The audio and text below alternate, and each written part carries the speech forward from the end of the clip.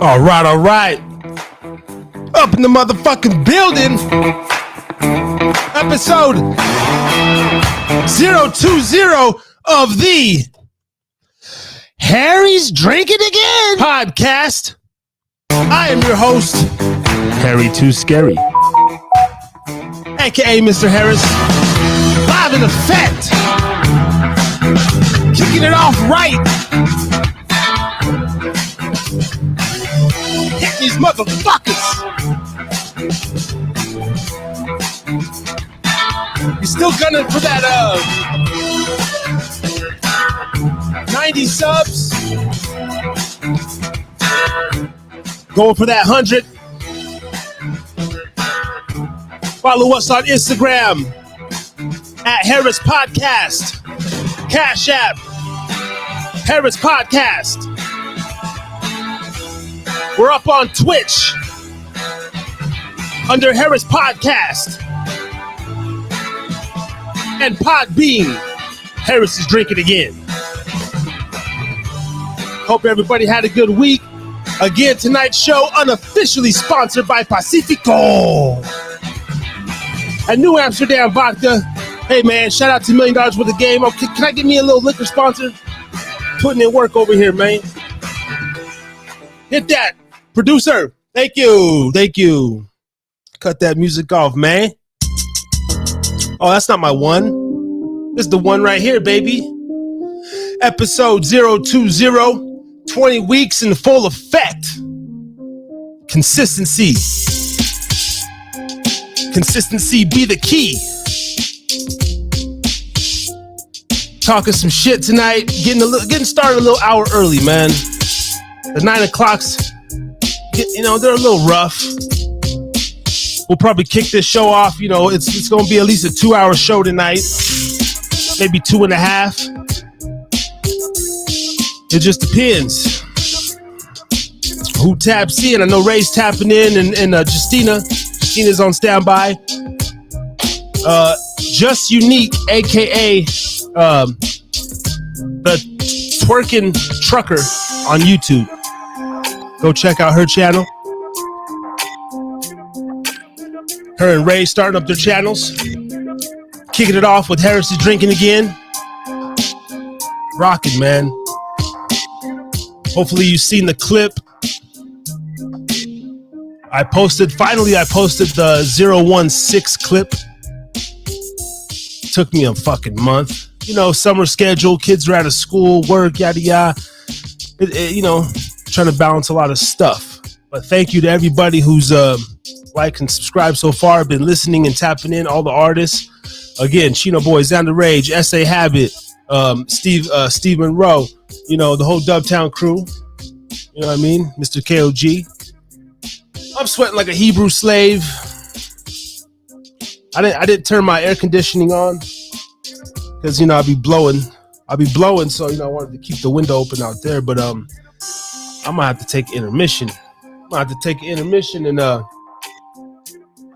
kick the AC on in a minute, man. So if I'm sweating, I'm not on Adderall or amphetamines, I haven't relapsed. I'll let you know if I do or when I do. Yeah. I'll talk about it. I'm very open, honest, and transparent. That's one thing that we bring to this show, we bring to this channel is transparency. And open, honest conversations, you know what I mean? Open dialogue, critique. Speaking about our own flaws, our own personal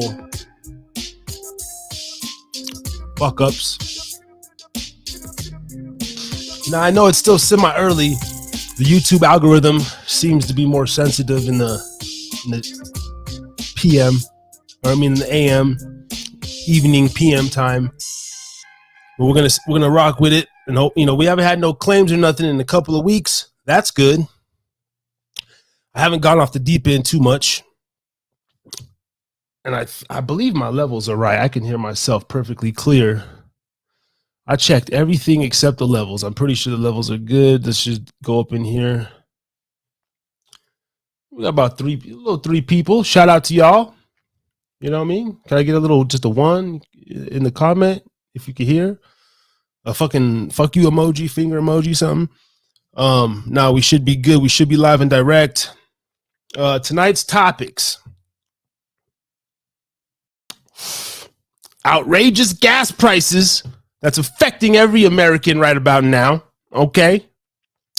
And, according to the experts out there, we're heading for another recession. So that's in the title, Recession 2022/23. But you can only put 100 words up in that motherfucker. And Ray has been taking some coding classes. He's learning to code, build websites. He's going to come on and talk about, what he's been learning lately and speak about coding. And we're going to talk some cryptocurrency, some NFT stuff, just like the gas prices and inflation, our crypto's down like a motherfucker. So right now we're getting it from both ends, man. Government is DPing American citizens right now. Yeah, that's right. I've been noticing it the last couple weeks. It took me about this whole year, man, 6 months to really feel the crunch. I put $19 in Sunday night. I put $14 Monday, and then Wednesday I filled my tank up with $68. What are you talking about? $87, $101. The motherfucking gas. I know a lot of people are canceling trips. The business I work at, I depend on people to travel.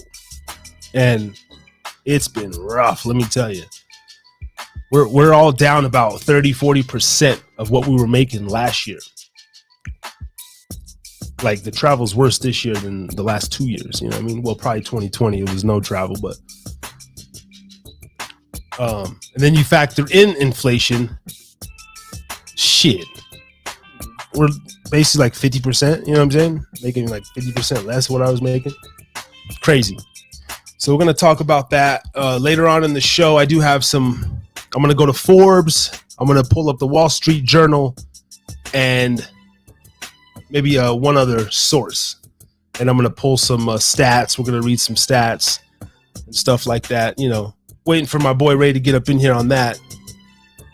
We're gonna go in more professional dialogue, and I'm gonna be giving Justina a call. She's on the road. She's an official truck driver. For those few of you, thank you so much who have been listening since the beginning or the last few weeks. Justina, the resident first lady of the Harris's Drinkin Again podcast, started truck driving school on this podcast, or she was in it, but she finished it just a couple weeks ago. She's official. She's on the road. She won't be tapping in video, but she's going to be Bluetooth hands-free via audio. On the road making money. She got her first check today. So she's doing the damn thing. Certified. You know what I mean? So those are the two people. And then I did send the second, resident lady, Wendy Lundy, if you're out there. I sent you the link. Chime in. Let us know what's going on in the tech ass.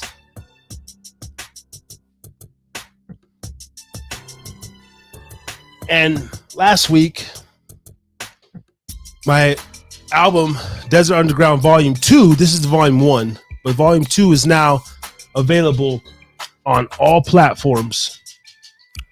I haven't been promoting it too much. It's some of its older works and everything, so it's just songs that I've made. There's a couple new ones on there, but songs that I made that I just had sitting around that weren't licensed or anything. And now it's all official like a whistle. You could go right here on YouTube and just type in Desert Underground Volume 2. And the shit comes up.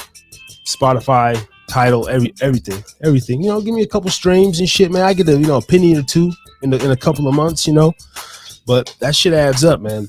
And I'm going to be releasing Volume 3, 4, 5, and we're going to keep it rolling. So hell, 10, 15 years down the road, I might have a little something. I have a little chunk, So all I want is a little piece. I don't want the whole pie. I don't need the whole pie. I'll take the whole pie. What is this nonsense? We got some spam in the building. What is this? Well, shout out to you, bot. We got some bots in the building. I've been noticing that. I think that's a good thing though, no? Yeah, I'm gonna hit that promo code and you're gonna fuck up my whole computer system. Fuck y'all. I'm gonna be deleting that shit after this live. But shout out to you, bots. They watching. Ooh, y'all motherfuckers watching. I got real people in here. Is someone real? I got 3. It says I got 3 viewers. What do we got? Hello, Podbean. 8 listeners on Podbean. Shout out to y'all. Man, got some Twitch. Oh no, this was a Twitch. Okay, we're live on Twitch. Second week on Twitch. So shout out to the Twitch community. I'm not up in the Twitch, however, because their password game is ridiculous, bro. They maybe make like a 30-letter password, and I don't remember it because I saved it into my computer. Then when I go back in to log in, it's saying it doesn't have the password. It didn't save the password. That's some bullshit. So I'm live on Twitch, but I can't get into the account. Yeah, and I'm not worrying about going in there and making a new email and all that stuff. We'll do that later. So thank you guys. Oh, what am I missing? We gotta crack the top. I've been waiting for this, man. We gotta crack the top off this Pacifico. Here, mira. Woo, woo, woo. Hear that? Woo. Hear that pop? We got the Pacifico mug with the T.N.R salt. Huh? To match the shit. Ooh, shit. Cold and frothy, baby. Cold and frothy. I love me a motherfucking cerveza with some motherfucking T.N.R salt, boy. Damn. Squeeze that lime off in there. Just one right there. Boom. Cheers. Harry's drinking again. Oh, that was good. Yeah, that was good. Oh, I want to show this as well.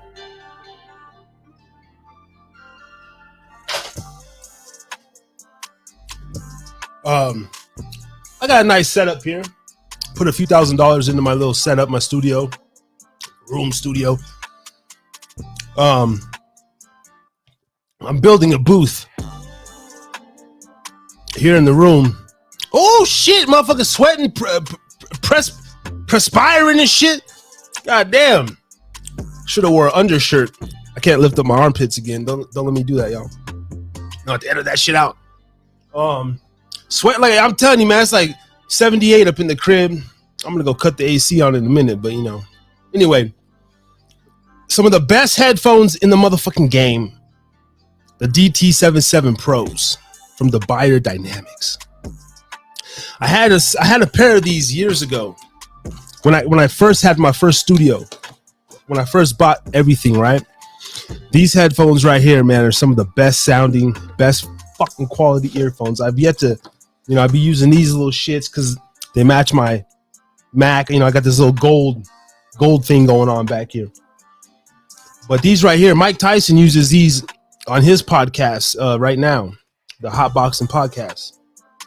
But I'm thinking about busting these out. I was going to bust them out for the 20th episode. But I think I'm going to save them for number 23. Huh? The greatest number of all time. Well, besides 52, that's my number, 52. I think we're gonna bust these out in a couple weeks, and I got a new mic. Although this mic is fire. Y'all can't even front though. My quality is crazy over here. I got dogs, window open, dogs barking, the whole shit. This mic fly. I got like another mic. It's supposed to be even better. So I might be busting that out in a couple weeks. We got this guy here too, you know what I'm saying? This is a little recording mic, but We got a little setup over here. Boom, boom, boom. And my coworker Jason, if you're fucking out there, man, he wants to come in studio and be on the show. Jason, and I'm gonna talk to him at work tomorrow about that, to get a live a guest in studio for the first time. I think that'd be cool. Set him up, give him that mic, and he's an atheist. How did he describe himself? A democratic leaning atheist, but he's cool as fuck. He's cool as fuck. We agree on a lot of shit, and then there's some shit he's just like, that's bullshit, and I'm like, that's bullshit. You know what I'm saying? So I think that would be great dialogue. And anybody that wants to come on here, man, and got something to say or a story to tell, something to promote, you are more than welcome, man. Harris is Drinking Again podcast. That's what we do. Like I said last week, I'm trying to get this into a music-based guest-driven podcast. You know, with the music, we feature artists, we read poetry, the whole nine. But the end vision of this thing is to like be interviewing. I want to, get up in the interview game. And every week I want to be bringing people on here, different professionals, different walks of life, mainly musicians, rappers, artists. That's my shit, man. Hip hop baby, to the core. But I'm not a mainstream guy. I don't really do the trending topics. So my channel's moving slowly as I'm trying to find my groove, my true groove. But nonetheless, every week I'm going to be here consistently breaking down the lives, and then, posting a clip or two throughout the week. And that's my formula for now. And as it builds up, tattoo artists, beverage consultants, marketers, everybody, man, military people, mental health, drug addicts, just I want to cover a wide range of topics, and even like heal, we could use this platform to heal, come together, build like a community. That's what all these platformers are doing. Build your own community, et cetera, et cetera. So I think that would be really dope. And I had a note here I was going to talk about also before I'm going to call Justina. Ray's going to chime in here probably about 15-20. He's getting done with a meeting that he has. He's in Hawaii, so it's 4 hours behind us. So when he looks all bushy-eyed and wide-eyed and bushy-tailed, I'm over here red-eyed, smoked out at midnight. It's only 8 o'clock over there for him. So but we doing the damn thing, man. Let me go ahead and play a little rolla. I'm going to go cut on this AC 1 minute, 30 seconds. I'm going to play this song, go cut on this AC 30 seconds, and we're going to come back, call Justina as we come in on 20 minutes. The opening 20 minutes of the show, man. Episode 20, baby. 6 more weeks. We already at, man, half a year, man. 6 months straight, man, doing this shit. And then the year and a half, and 2 years. Ain't stopping. Big brother trying to stop me already, but it ain't gonna work.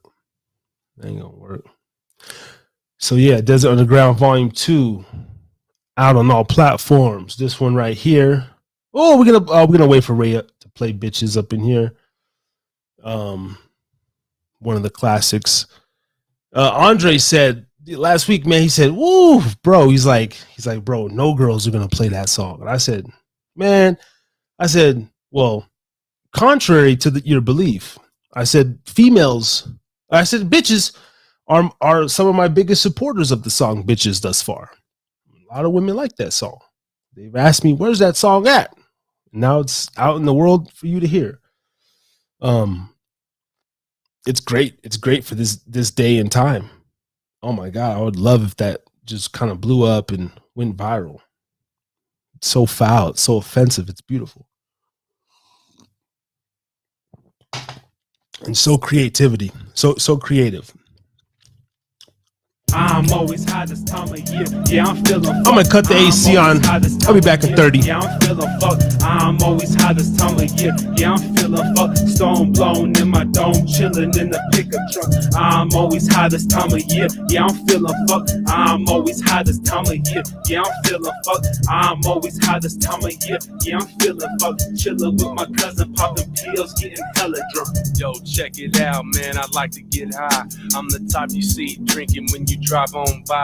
It's that cat, Jeremy James, born and raised on the west side. Peep the game, I contain possess up in my brain. It's a shame, I'm quick to clown on these lames. From years back, homie, same old same. See me in the passenger seat. Nevada boy switching lanes. I used to sell fat sex or crystal meth and cocaine. Only deep in the dope game. I'm from Ooh, had to turn that bitch on, man. West side of San Jose. Now I'm in the biggest little city, 775. I'm not tweaking, I promise. J.O.B. Making them. I got my sponsor on speed dial just in case. Daily making cash flow, accumulating this currency. You understand how it goes since 14 years of age. First shot of the night brought to you by New Amsterdam. And getting high, can't deny I'm the mastermind, one of a kind. It seems realistic, MCs are hard to find, but you listen to the man with the master plan. Throw up your hands, I'm smoking blunts in the band. I'm always high this time of year. Yeah, I'm feeling fucked. I'm always high this time of year. Yeah, I'm feeling fucked. I'm always high this time of year. Yeah, I'm feeling fucked. Stone blown in my dome, chilling in the pickup truck. I'm always high this time of year. Yeah, I'm feeling fucked. I'm always high this time of year. Yeah, I'm feeling fucked. I'm always high this time of year. Yeah, I'm feeling fucked. Chilling with my cousin, popping pills. Yo. Hella drunk. Once again, man, I'm high and I'm hella drunk. Rolling around the town with the James in the pickup truck. Looking for a freak or two to steadily come and do the do. Popping the pills. Facebook, I don't want to take a COVID survey. Never be letting a broad take advantage of me, man, when I'm drunk. Cause I'm in the state of mind. Trip on me, she get fucked up. I just like to be vegging with my dogs. Who be round the way, chilling in the hut. Suicidal, snorting bombers, yeah. Getting more evil in my dome as the time passed. Waiting for my intervention. Wonder how long it'll last. And see the light, but these drugs got me full of fright. Afraid to plan my future, damn, I might just die tonight.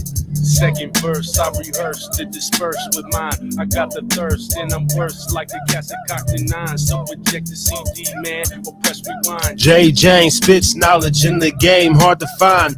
Maintain all my P's and Q's and staying in line. We got 17 views on bitches on YouTube. In his prime. Took them 30 minutes to write down 32 lines. Drink rum, getting dumb, and I'm soon to be high. Don't seem to give up about his life like these fools holding guns in the Golden State slum. Smoking crystal and chopping up the Hey, when Yola line, it bitches just getting GHB and ecstasy at the club for free eventually. going home with Paylon, Jerome, Scott, Joe, and Timothy. I ran into this freak bitch that said, hey, remember me? Back in the day, We got wild with her, she liked to pull big trains. in the bay, plenty of hoes from all over the place. Smoking fat, fucking blunts, just lace. 16 on the east side, serving fiends, copping zones of that methamphetamines, ready to catch a case. I'm always high this time of year. Yeah, I'm Classic. feeling fucked. I'm always high this time of year. Yeah, I'm feeling fucked. I'm always high this time of year. Yeah, I'm feeling fucked. I'm always high this time of year. Go listen to the rest. Desert Underground Volume 2 on YouTube, Spotify, all the shit, motherfuckers.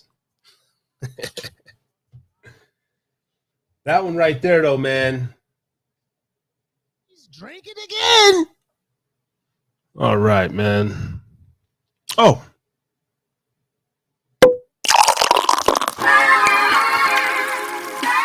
All right, let's get Just up in here on the line, man.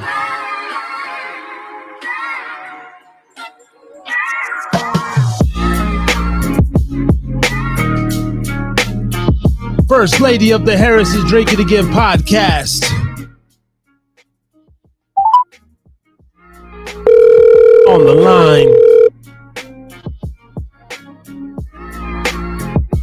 Ray should be tapping in shortly. And we're going to get a crunk night as always.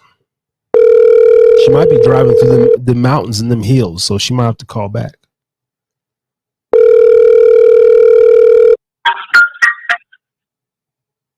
Hello, hello. Hey, hey, hey. Is this Just Unique, the twerking trucker on YouTube? Twerking down the road. Yes, sir. Damn. Hey, you know what I was thinking? How can I can't download your pictures off Instagram for whatever reason. Do you got a picture that you can email me and then I can post your picture like on the screen? So at least, you know. Oh, that's far. Yep. I'm traveling at the moment, so I can't do that now, but I can absolutely get that to you. Yeah. Maybe this week, you know, just send a couple photos. So then, like, when you do call in via audio, I could just post your picture and stuff. And, you know, at least, you know, they don't just have to look at my mug, which, you know, I'm cool with that, though. You know? With that, totally. But I got your info up on the screen. Just Unique, the twerking trucker. And I am actually going to go to your page right now. I watched a couple of you. I am officially en route for my first fucking delivery by myself. I see that now. I'm on your page now. We got to get her get her a couple subs here, guys. She got the 10 subs. She just started her page. I ain't nobody. I got a little weak ass 86. I'm having a hard time breaking 90 over here, guys. So hit that like, subscribe, and comment button if you haven't already, man. And tap in with us. You know? Absolutely. Now you're driving trucks, you're driving semi, you're official, you're on the road. Now, did you start this journey before the podcast, or did you start it just in the beginning and then you finished it, or you was already doing this for a minute?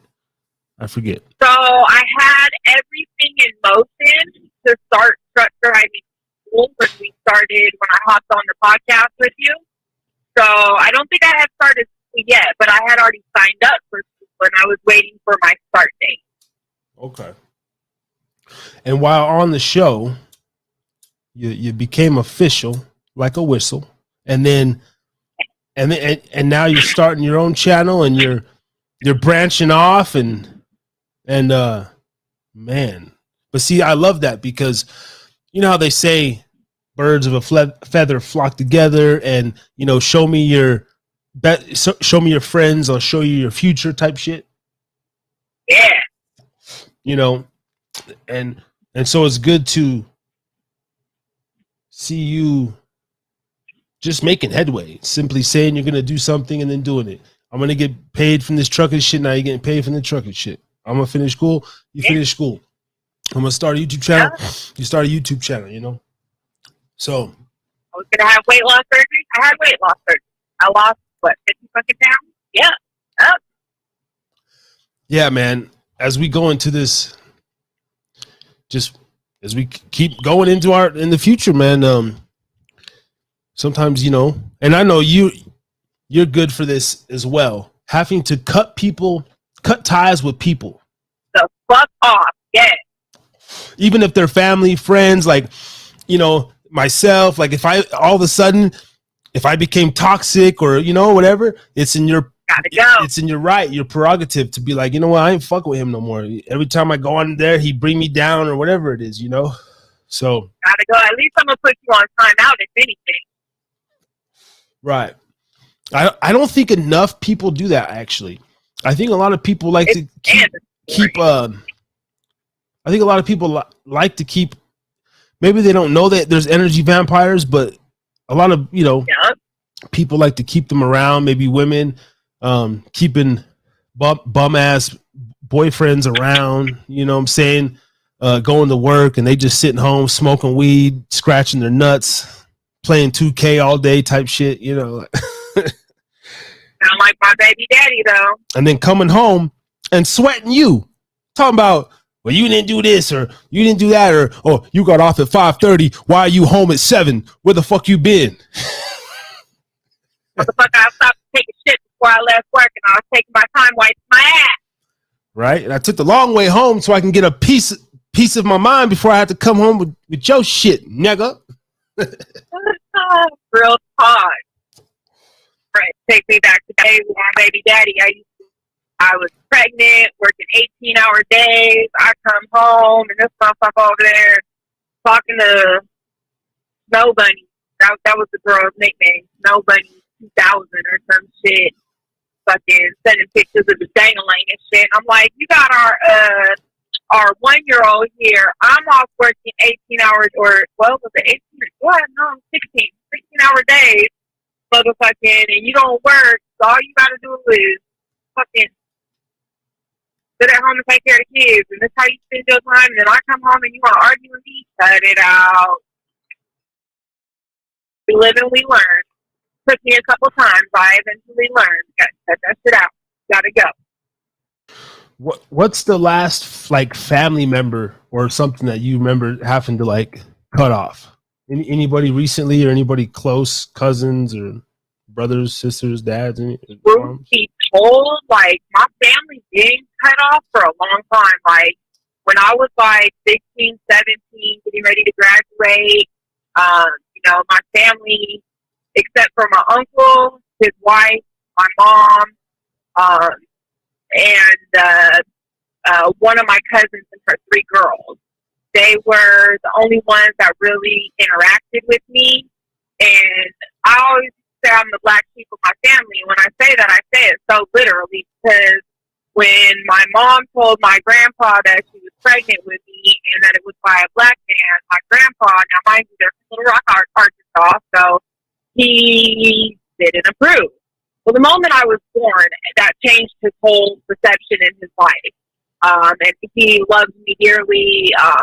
I was grandpa's little girl, grandma's little girl, like I was their favorite grandchild. But going back to answer your question, when I was like 17, getting ready to turn 18, I just cut everybody off because nobody really like fucked with me. Like nobody showed me support or love other than my uncle and his wife and my mom, of course. So my family's been cut off for a long time for the most part. And that's the black and the white side? You don't really fuck with neither of them? I don't know okay, so I know my dad. I have a relationship with him. I just talked to him last night. We talk probably once a week, maybe every 2 weeks, sometimes once a month. But he's never really been a big part of my life. So, you know, about 2 years ago, he moved back to Vegas and we reconnected. And since then, we keep in touch. At least monthly, I reach out to him or he'll reach out to me. He's got good intentions. He's got an investment company that he's starting up. You know, every time I have, you know, a situation with truck driving, like trip planning, you know, we ponder ideas back and forth of things that we can do to start up our own company. So that way I won't have to truck drive forever. I mean, truck driving is cool, but I want to be home. You know, I want to have a life. And so, you know, Dad and I, we cool. I tell him I love him, so he loves me, checks on me, and I check on him. But I don't know, none of his family. From what he told me, there really is no family. Yeah. His mother passed away in like 2010, 29. So I was close with her while she was alive, but after she passed away, it was just him. And anytime I've asked him about family, so there is no family. So I don't know my black side. Yeah. You know, as neither do I.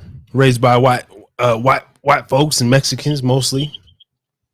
You know, hang out with my black friends at school through sports and shit like that. Yeah. And then when I got older, you know, moving to Reno and Vegas, when I became more, but I always knew, man, I swear to God, though, that's since I was a youngster, black boy and all this shit, way before the N-word, you just black boy. And I was thinking about this the other day, man. I remember being, I think his name was Sean, bro. And I remember his dad was a Kansas City Chiefs fan. And he would be like, you know, your typical image of like a redneck, kind of probably work construction. You know, he'd just work, come home, sit in his chair. This is back in the 90s, in the trailer parks. And so, you know, you could hear what's going on in people's trailer and shit. And but when the game was on, I remember this motherfucker, like, I live like a street over on the corner, and Sean live a street over all the way. This motherfucker yelling and shit. But one day we're out there riding our bikes and everything, man, and I didn't even know this shit. Like I kind of like I knew he was talking about my hair and stuff, but it wasn't until years later I was like, damn, this dude was like being racist towards me. He said something, you know, this is fucking 20 something years ago, but he basically called me a Brillo pad head or something. Oh, I've heard of that one. And he said, he was like, Sean or something, get in here. Now I grew up with this kid, but this is like early on. Maybe I'm new or maybe he doesn't really. And he's like, why are you playing with that Brillo pad? Get over here. And oh no. And I'm like, and looking back there was an older kid, Brandon, who was like, I'm gonna say he was like a Tongan or something. He might have been black, a Tongan and black, Mexican and black. Like back then, he was like the shit. He was like the shit. He was like one of the only, you know, blackish, hippish, like super hip, fucking good at basketball. He was like 15, 16. And I remember he like laughed and did something, and it was a weird thing. Like the other kids, like, and I remember like he laughed, you know, but I was the butt of the thing. Like, get over here! Why are you playing with that Brillo pad? And anyway, but it wasn't until years later that I heard that. Well, not like it got brought up, you know, in conversation, like talking racist terms, and then I was working out of this plastic plant in fucking Idaho. Goddamn, obviously no place for a, you know, someone to be. But I was there, and yeah. Just basically, that's why I don't drink with coworkers outside of work, because especially fair-skinned ones, because after a few drinks, you know, you're about to hear something. It's like, okay, all right, Yep. so, you know, all right. But anyway, yeah, man, that was just a little tidbit of my childhood, guys. Motherfucking grown ass man, bro, talking about why get over here. Why are you playing with that Brillo pad? Like he's actually playing with the fucking. And we're on our bikes, dude. And this is the same motherfucker. Like I remember riding my bike, and he was coming home from work, and he spin the block, boom, and he circles to go to his crib, and you know, I just kind of like looked at him, and like I tried to race him. Boom, boom, boom, boom, you know, keep up, you know, he's going like 15 in the fucking trailer park, maybe 20. He hits the thing. And I remember there was always this jump. There was like a sewer. And there was this jump, and I hit it. Man, I flip over my handlebars. I fuck my shit up. I skid. I go flying. This son of a bitch, dude, he just rolls like doesn't really laugh, but he just smirks like, and just pulls into his driveway, bro. I'm sitting there, arm bleeding, knee bleeding, fucked up. And this white man, you get out, he just go in his house. Oh shit! But you know, hey, shout out to him, man, and shout out to Sean. I don't give a fuck. I'm just bringing that up. It was hilarious, man, and more power to him. If I seen a little, you know, little niglet just riding, you know, yeah, I'm going to watch the game and make some food. Yeah, shout out. But he was a savage, man. And he'd get drunk, and you know, later on he'd start beating his girlfriends and shit. But whatever. Typical guy though, long hair like a mullet, wife beater. Fuck yeah, I look like a homeboy from Eastbound and Down and shit. That one cat, I'll forget his name. But yeah, that shit, man. But those were the times, you know. I do. Yeah, growing up, a lot of my friends are Hispanic, and they used to always ask. So they're saying, are you Mexican? No, baby, no. Black and white. And so my best friend to this day, she's like sisters to me. Her family is like my extended family in Vegas. And we're all real close. And back in the day when I was like 14, her brother used to call me a mayate all the time, and he fucking pissed me off. But now he fucking adores me. So it's crazy how times change and the shit we go through when we're younger, and you know, the ignorance. Now, you know, he's got a whole bunch of black friends, so I'm not the only one, but it pissed me off back in the day. Like, you know what's cool about our generation, and it's like the last of the Mohicans and shit, And I was listening to another podcast. They were talking about it. I won't mention the name, whatever, but they were saying how, you know, back in their day, which is our day, like you had to confront your bully face to face every day. You know, there was no social media, there was no posting, and so I guess us that I used to throw hands like a motherfucker back in the day. Fuck yeah. Like fighting is what it was, you know, there was no guns, there was no man, I remember shit, man. Crazy kid in school, man. Wells fucking high school, bro. People know who he is, man. This motherfucking kid, gangster shit. He was like one of my I had like 3 arch enemies growing up, and he was one of them. But he was known. He was the kid. Like he was like the first one to like stab a kid, and he went to juvenile hall. And he was like, you know, for that summer and the next school year, he was like the motherfucker, you know. And yes, I do. That's how it goes. You know, but it wasn't like you didn't stab him up. You know, you just, you know, whatever. I don't know. But tapped him a little bit, grazed him. But back then, you know, I was like, whoa, dude. You know, and he would fight. Oh, he got in 6 fights last year, or this, or you know, last month, or whatever the fuck. But yeah, man, we had to you had to go through the hazing process, man. I remember I went to so many fucking schools, so I got different stories for different things. But I remember one time being on the bus, we, you know, in the middle of nowhere, we got bused into school 30 minutes, and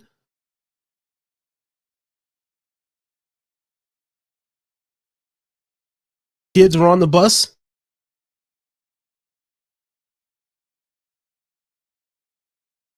So all the older kids always sat in the back, the seniors all in the back in the corner, and you know, 6th grade I was up front, 7th, 8th I started to get my started to inch the way back to where I could get in the back. But I remember that fucking hazing. I mean, yo, it trips me out these days when now, you know, I might ruffle feather, I don't know. But so I have this thing where I went through all my mental illness, depression and stuff. Like I feel like I went through all that so young that, man, as an adult, like it's there. Like it's like it could come back, but mostly I would have to, like, you know, if you know, I'm in control now. But I remember being like as a kid about 4, you know, if I was ever gonna commit suicide, real shit, it would have been when I was a teenager, like 14 to 17. I'm talking about dark. Like, you know, I would hit my head against shit and I was going through a bunch of stuff and seeing these psychiatrists, all sort of shit.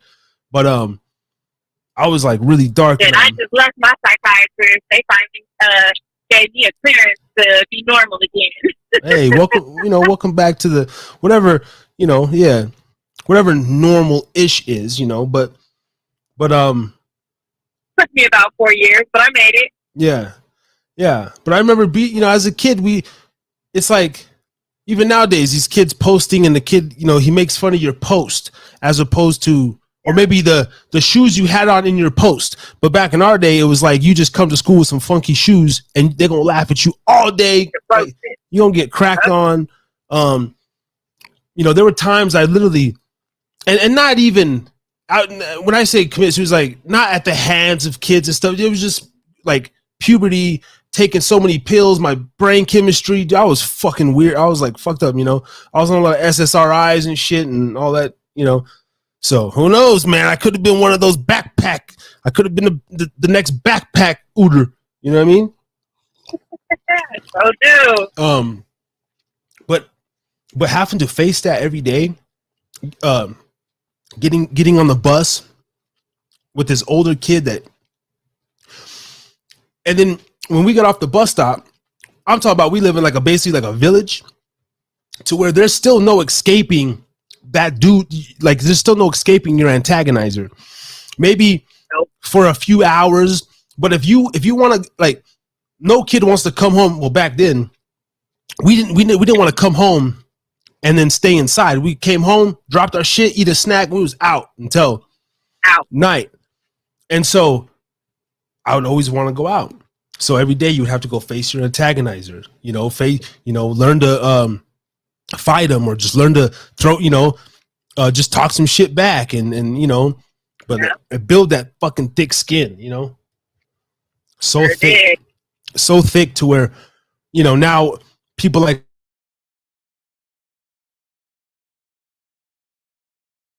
don't like it, get out of here. You don't have to listen.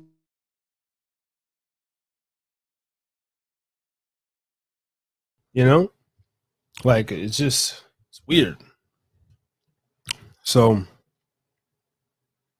yeah, but the way these kids are now growing up, man, it's I don't know, very soft, brittle. Do you think we can ever get that back? Like, is there a way that we could promote? Okay, what if they put out some agenda on social media that even through the phones and through their games, but they put propaganda in there to like toughen kids up or something, you know what I mean? Like it wasn't all this. I think it's all in the parents. I think the parents are traumatized from their past, so they think that there's a different way now. And like, I don't know, like parents are pussy. My kids got thick skin. My daughter goes to school every day and be like, "Oh, so and so, this and that," and she'll call me from school and be like, "Hey, this bitch said this, and can I whoop her ass?" And I'll be like, make sure it's self-defense. Let that bitch swing first, and once she step in your bubble, get that bitch all you got. Make sure it's self-defense. My son, he don't play. He quick to fire, so he tried to stay away from it. Like quick fire. She joined. But my daughter, she's quick to call me, "Mom, so fucking with me. Can I whoop their ass real quick?" Like, baby, make sure it's self-defense. Yeah. No, and you're right. It's I guess, yeah, mostly parenting, right? Nurturing. I make sure, I posted some shit like on my Snapchat and stuff the other day. I had my kid had a friend stay over, and just like I made them dinner when we got home, and naturally they're like, because I'm telling them like, "Yo, we're having a boys' night," and they're just excited and shit, and they're like, "Where's the girls? We want girls, and it's like, I was like, man, but just so natural, but even within that shows me that okay. Boom. That's normal. That's natural. Point blank period. My son's on a great path. But when he falls, and I'm one of them dads, bro, yo, I swear to God, this motherfucker will look at me. Like most kids look at their dad. Like he want to cry sometime, or like, but every time, I was coaching his basketball team. The kid throw the ball and he ain't looking. Boom. Gets busted in his face. And I know it rattled him, but he look at me, and I'm like you're good, and then he'll be like, okay, yeah, like he'll just be like, okay, and but they want to say that's toxic nowadays. I see you, Ray. We're gonna get you on right now. Ray's tapping in, y'all. That's about to get this shit lit. Yeah, and so, but I tell him that, like, bro, first of all, because the world ain't gonna take no pity on you, dog. Like if you don't gonna cry, don't fucking cry. Like you're like, he's too young to know emotional, pain. So it's like, bro, if shit don't hurt, a little blood, I teach him, suck it off, suck that blood off, man. Look at that shit. You know what I'm saying? All that 5-second rule, all that, man.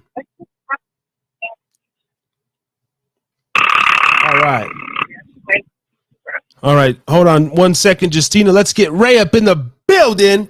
Hold on. Let's reboot.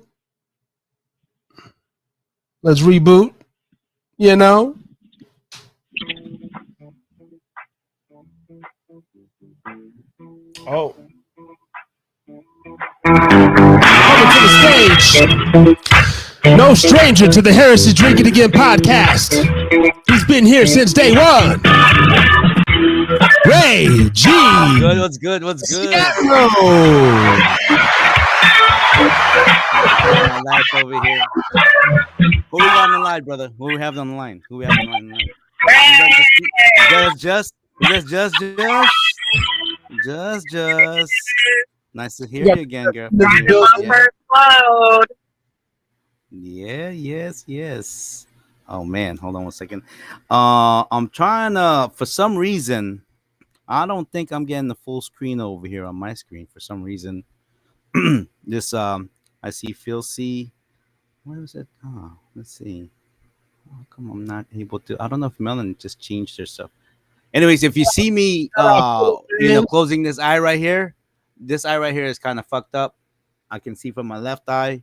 I've been, having eye problems here. That's why I got a magnifying glass, and this is crazy.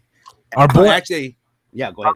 our boy is so Ray's the founder and CEO of the infamous Blind Dog Productions company, formed and found based in Reno, Nevada, and he's becoming blind. Oh, I know, right? How ironic is that? Yeah, but anyways, it's crazy. Now my eyes getting, and I go, you know how it is when you ever feel like, all your life you've been doing something and you realize that there is something else that's been hiding that I've been reading a lot about, and it's like I feel like I majored in marketing and business school, and I love it. Yeah, that's my major in college, and but I gotta tell you, and this is I'm learning how to code, yo, with a damaged eye at the age of turning 55 this year. Am I too late? You know what? The way I see it is this: it's not a matter of like, oh, I want to get a career in. I'm not even thinking about that. I'm just looking at the future of the world, and I know that Dakota right now, what it says on there, what it says on the thumbnail, the recession, the inflation. I believe we got. I can't even remember. Recession 22. Outrageous gas prices. Coding. Something like that. Well, anyways, those are the things that can we control that? Is that something we can control? Like you and I personally? Like, are we the one that called the shots on that? Yeah, motherfucker, not. Not at all. Not really. It should be a $1.80, man. Be a buck, old school, 1998, $1.29. Yeah. Unfortunately, where we are right now is, But anyways, before I get started on the conversation that we were about to have over here. Thank you for having me, by the way. Harris is drinking again. Thursday night rants. Justina, how's your CDL license? The whole, Department of Transportation. How's it going with that? So last Monday, I came from Vegas to Phoenix, Arizona, and was hired on with my first company. And yesterday, I officially passed all my training exams, and I soloed out. I am delivering my first route to Ontario, California as we speak. And then from there, I will be heading to Las Vegas to get some home time in. And spend some days with kids and sleeping in my own goddamn bed and showering in my own damn shower and washing my clothes in my own damn washing machine and figuring out what I'm going to do with my life. And other than driving, I'm driving. I'm on the road as we speak. I'm 110 miles to my exit, and I should be there about 10 p.m., which I'm pissed off about because it's my first time having to back my truck up by myself, and it's going to be dark. It's scary. I can do it. It takes time. But are you driving the 18-wheeler, Sonny? Yes, Are you driving the 18? Oh, nice. The weight of my vehicle that I'm hauling right now, I have to scale my load before I put gas in it or fuel, and my weight is 74,000 pounds. The maximum weight of a semi truck is 8,000. I'm at 74,000, so I've got a heavy load. Wow! Well, congratulations. Congratulations. Good to hear that, man. I knew you know. She did a lot. Justina the trucker. Yeah. Yeah. I Well, was gonna say, make sure you emphasize the her at the end of trucker. the truck her. There you go. Truck her. The truck her. Well, now one thing, a good thing you don't have to worry about. It is summer, but you're gonna be doing mostly regional, so no. Yeah. What's that show? Ice Road Truckers and all that crazy shit. Yeah, no, Yeah, No no. winter no. driving. So in Yeah. my orientation and my training, they teach us how to put chains on the tire and cables. Oh my God, those chains are at least 80 fucking pounds. I've had back surgery. Wow. I can't lift that shit. Anytime, and there's going to be a time where I may have to drive in the snow, and I've already confirmed with my manager. As soon as I see chains ahead, I'm finding a rest stop, and I'm pulling over and stopping, and I will rest for the night until conditions have calmed down. But yeah, I'm not driving. And the cool thing with my company is if that situation ever happens, they still pay me a minimum per day. So I get paid per mile, like a certain amount of cents per mile. Then I get safety bonuses and I get production bonuses. So my pay is great. But if something happens and I say I'm not safe driving through bad weather and can't cable or chain up, guess what? I still get paid a set amount per day. Wow, that's amazing. A lot of companies don't. Wow. A lot of companies are like, if you're not driving, we're not paying. So figure out how to drive through that shit. Not my company. They're like, no, pull your ass over and stop. We'll still pay you. Hey, shouts out to all the truckers out there, man. If it wasn't for you guys, man, we're not going to get our stuff. So, shouts out to all the truckers out there all over the world, risking your life, the time that you put in. And because of you, we have we have stuff on the shelves. We have stuff to buy. And toilet paper. That's what my last load was. Toilet paper. Hey, TP is very important. TP is very, very important. Yeah. I invest me a TPA. How about us having our own designer toilet paper? Designer toilet paper. That's some shit that first of all, I haven't thought of toilet paper. I thought of wait, go on. Designer toilet paper. See, that sounds like some Migos shit, some rapper shit. Like I got fucking wiping their ass with Gucci toilet paper and shit. Expound on it. See, the thing. Okay, now I'm gonna really open up over here. Okay, I'm Filipino, right? Use a motherfucker. So, yeah, it's called a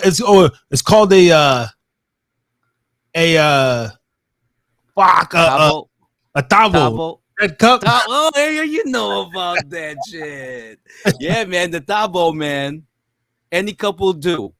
But then see somebody, oh, that's gross. Oh, you mean you get to touch your shit? No, we don't do it like that. That's freaking nasty. No, first, when you got a piece of chunk in there, of course you take the toilet paper and you wipe that shit off, in the toilet. After you take that chunk out of there, then you take, because it saves money too. And I don't know about you, like I'm kind of a germaphobe, man. I'm a kind of a germaphobe. So to me, I don't be trusting the toilet paper because that's paper product. That's a commodity. That stuff been whatever. I got my own story.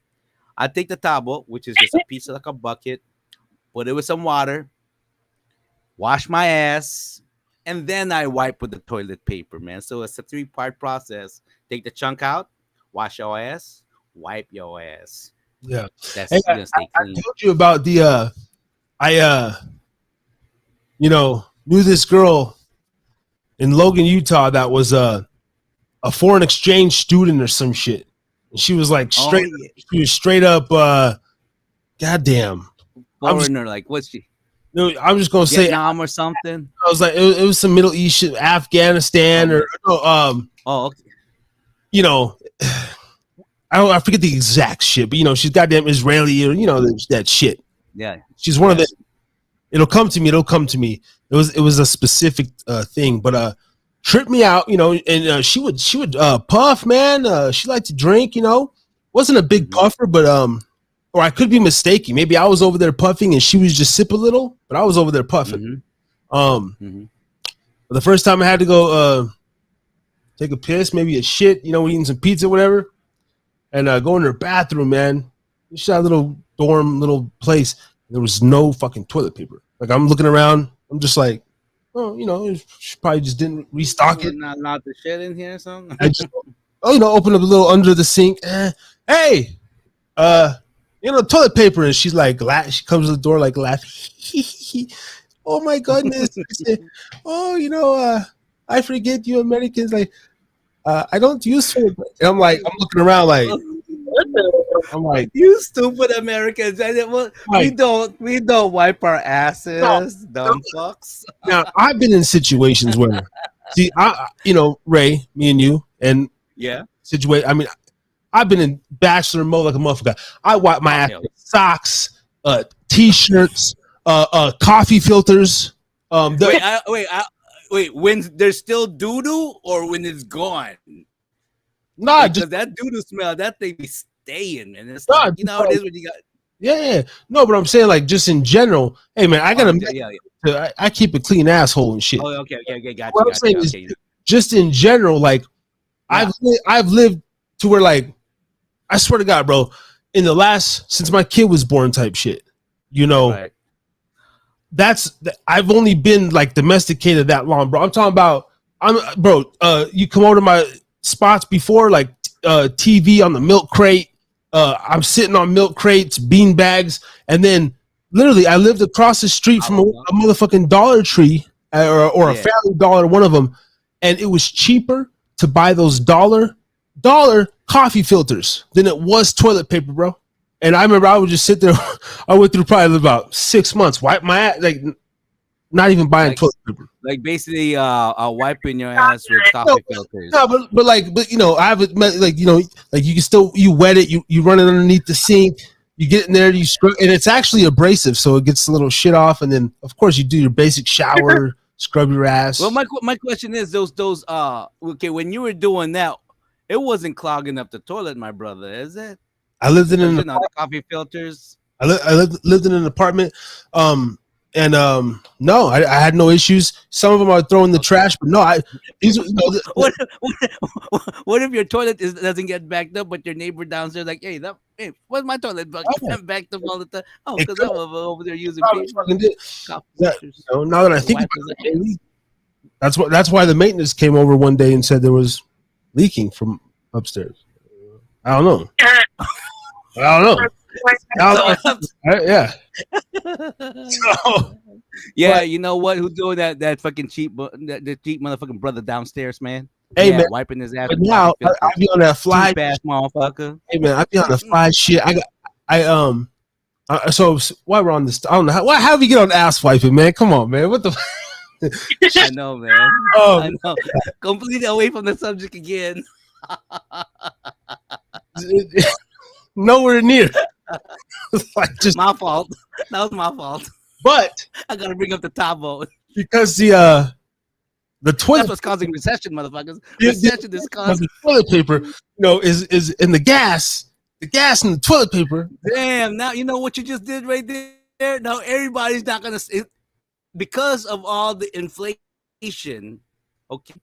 People gonna stop buying toilet paper. They go, oh man, I found out from it's cheaper to buy like coffee filter from the Dollar Tree. All right, I'm going to buy boxes and boxes and boxes of like coffee filters. What are you doing with that, mama? Oh, from now on, we're gonna wipe our asses with this, children.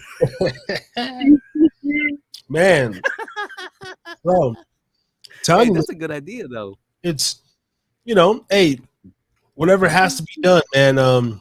I used to donate blood. Suddenly, 10 million homes in America's toilets are all plugged up. I wonder why. Coffee filters. Coffee filters clogged up in your toilet. Why is that? Because coffee filters cost cheaper than toilet paper.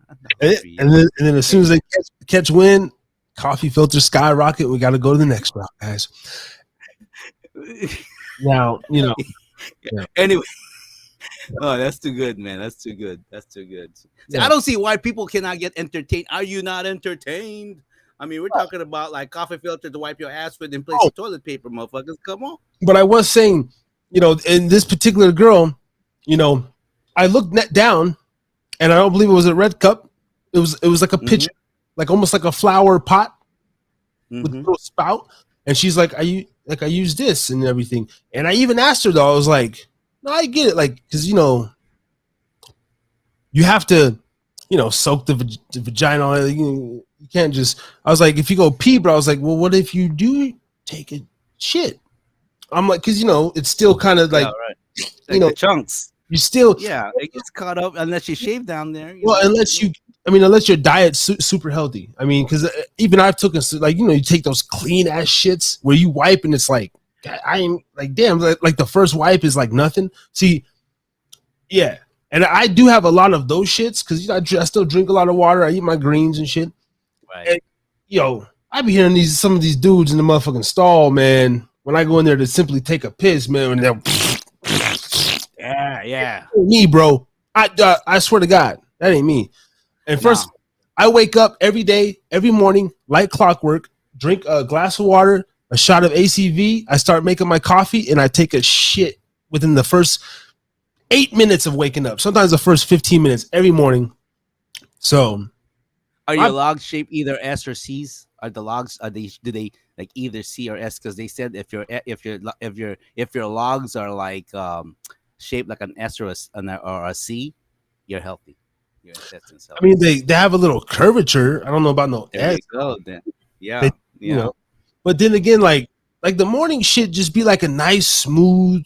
It depends what I eat the night. Oh man, morning shits are the best. Yeah, it depends what I eat. You know, sometimes I eat, you know, I get a little messed up, eat some bad food. You know, you're gonna, but it's, oh no, man, I be hearing this like monsters coming from the stalls and shit. I'm like, bro, I get that kind of shit when I eat at a lot of Taco Bell or McDonald's or fast food. Man, my shit stank and it's terrible. Like all over the place, man. You know, but hey, this is all a good topic. It's all a good segue because, like, man, about health and diet and stuff, right? So I'm trying to get this life insurance policy, et cetera, et cetera.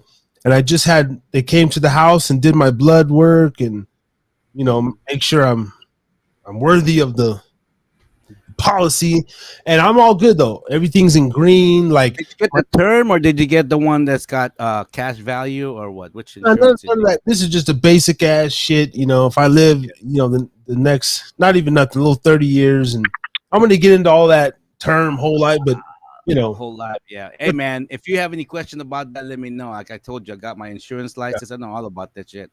And get life insurance, people. I just got. I want to get into that, right? Because you know she's trying to sell me on this. Well, for like $700, but you can get this one, and you know I'm asking for like a couple mil. Because hey man, hey Illuminati, I don't want to get too crazy off in the depths. I've been good the last couple weeks, but yeah, man, if anybody try to take me out over what I'm saying over here on the Harris Drinking again, I'm trying to make sure my board's set up and everything so they can go off and and make sure your policy has what they call living benefits. So when your ass gets cancer, you can freaking cash that shit out 90%. But this is the thing I didn't know though, is like, well, they don't teach you, but it's not just one, like, bro. You can have 50 policies, like it's not. Yeah. I mean, you can have $300,000, and then you could have $1 million. You could have $1 million. You could have a term, a whole, like, bro. Insurance policy is shit. As I most protected, bro. As I elevate in life, I'm starting to see this stuff, how to build generational wealth, how to set shit up. But I plan to, as my income allows me to, okay, now I could pay for this, term life. Okay, let me get one of these. Let me get a bunch of policies, man. That's how these motherfuckers are doing it, bro. Yeah, man. Yeah. If you're 24 and you're working at whatever, hey, I can only afford $100,000 policy. Well, cool. And then 4 or 5 years later, hey, man, I'm making money.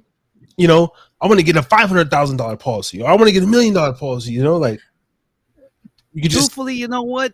Instead of you putting your money on the savings for a bank, and what they only give you 1%, if not 0.5%, if you put your money, put some savings in the bank, just in case you need it and everything like that. But you can actually, let's say for instance your policy is $50, and then you put $100 in there, and then 1 year from now, you get $1 million. You can actually, like, let's say for instance your policy is $50, and then you put $100 in there, and then 1 year from now you get $1 million. You can actually, like, let's say for instance your policy is $50, and then every time you get paid or every month you can add on, you can kick in another $50 and everything like that. What I love about insurance policy is this: it's like having your own bank, and every year, the interest rate compounds about 5 to 6% every year. Now, who gives you 5 to 6% every year on your money? Not the bank, not the fucking bank, but insurance company. So you keep just putting money into your. So instead of you just always putting money into your policy, money, because you can, and then you can borrow against that. And when you borrow against that, and you have cash value in there from whole life, you ain't got to pay yourself back. Because even if you pay, okay, so let's say for instance, every year, right? Your policy gives you compounding interest of 5%. Okay, say you borrow against that $100,000 policy, right? And okay, you borrow against yourself, and it charges you say 2% of interest. Okay, so 2% of interest, you're still making 3%. The bank doesn't give you that shit. You know what I mean? The bank doesn't give you a shit. So you can borrow from your own self, bro. Just build it up. After 5 years, you can do that. You know, and because you have the income. So yeah, create your own bank, man. Because like, I was just watching this thing on Patrick Bet David. Like all of this stuff going on right now, this is freaking controlled by our central bank. I was like heartbroken. Like what? All of this stuff is by the central bank. What? So, anyways, maybe that could lead into the segue of what we put on the thumbnail about recession and everything, gas and all that. You're a natural, Ray, because if you didn't just bring up that right now, I was gonna say, hey man, I was gonna bring that up and say, hey, speaking of life insurance policy, one of our favorite, YouTubers, whatever you want to call the man, the Patrick Bet David, kick ass motherfucker, Valuetainment, dropped a video, and oh man, what was the actual? That was hold on a second. Do you have it in your history? I think. Hold on a second here. Just for, people, if you don't know, and Phil also, if you're still out there, man, if you haven't type in Valuetainment, man, check out this Patrick dude, man. Yeah. Music lately, sometimes I drift away as content, but I always come back. But ultimately, this motherfucker's kick ass, dude. He's kick ass. Kick ass. Kick ass. That was warning. Warning. The biggest market crash of art. Yeah, market crash strategy. You know what? Actually, just I'll forward this to her. Yeah. I'll forward this to her. And Phil, I'll forward this to you as well. Yeah. That way you got it. I think we should forward it to everybody we know, because I did. Because this is, man. This is a good one, man. And the way he breaks his shit down, the way, one thing I can say, man, and I'm honest and just simply looking at me, I would love to be able to, because dude, like when I see someone like a Patrick Bet David, man, you see the I guess before, and I've been following for a couple years as well. I've been following him a long time. Yeah. So I've seen his evolution. Yeah. And I see how he comes, man, and his message and that, how he's so direct. Like I told you the other day, bro. Yo, if you are not on your P's and Q's, if you do not know shit, he's the man in the room. Like you're gonna be intimidated. Yo, I'd be so intimidated, and I can say that as a man. Like, I mean, not at like, if he walks in the fucking store, but like if you're going into business with this man, or if you're going on his podcast, you better come with your guns, boy. You know what I'm saying? The way he talks to people, and the way he mediates situations and stuff. And what I love about him is that he's a regular dude just like you and I. No college degree, not even 2 degree, like 1.69 GPA in high school. English as a second language, immigrant. But he's an autodidact. We've been using that autodidact, self-taught. Self-taught. I need to get up on my. I'm a natural reader. I grew up reading, but I need to get back on the actual physical reading of books. I have a shitload of books. I just don't put enough time into that. But you know, it's one of my for me. work on. For me, now that my eyesight's kind of jacked up, I've been doing a lot of audio books. In fact, I just finished one by what's his name, Harold Ryan. He's always on YouTube about being stoic and all that stuff. I just finished one of his books on audio books called "Ego is the Enemy." Ego is the enemy. And boy, let me tell you, you know how we always talk about like, oh, we have this, you know, we want to do this and everything. You know what? What I've been learning, and now I'm actually reading his other book called "Obstacle is the Path." What he talks about is that, you know, how we complain about stuff, you know, oh, I don't have this and I don't have that, and what he's saying is that that's not it. The thing is this, like what we've been talking about in this show is, you know, enjoy the suffering. Enjoy instead of freaking complaining and everything. And I'm going, man, that's so freaking hard to do, man. I mean, like when you're suffering and all that stuff. And then, you know, well, go ahead. I'm sorry. Well, no, I was just gonna say like, or enjoy our journey. How we talk about like, you know, when I was wiping ass with coffee filters, when I was donating blood and going to the recording in Quester's garage in the cold and shit. Yeah. Like, you know, I was complaining, like, you know, I was like, oh man, you know, I don't have enough, you know, I don't have enough money to eat and everything like that. And I go, you know what? No, I said, you know, this is just the way God is healing, because I realize that, you know, for me, the more I eat good, regular stuff, I get sick. But if I fast, it's not even I want to fast. It's just that I ain't got enough money to buy food that day. Okay, great. Actually, that's good for me. Number one, I lost weight. I feel good. And, you know, at my age, in my 50s, I mean, for guys, if I don't take care of myself, all I have left is diabetes. Just diabetes. That's what we got to look forward to, guys. Diabetes. And I don't want to have fucking diabetes, because I see my wife, she's diabetic, and all the medications she has to take. My friend Dave is diabetic. I'm like, that's slow decay, man. That's slow decay. Yeah, it's not fun. It's not funny. Why we're gonna ease up on, you know, it's why we got to ease up on this here too, man, because it turns to sugar. Oh, and alcohol. Them sugars ain't alcohol. Good. As we take our, you know, next. Yeah. So Terry's drinking again. Yeah, I'm not trying to stop you guys from, you know, eating what you like and all that stuff. You know, all I can say is that if you can get away from the I have to lose weight, I have to do this, if you can get away from that, because that shit doesn't work. If you get to a point in your life to where it's like, I want to, that's just my regular routine, and then stick to that, then that'll be easier for the psyche. That'll be easier.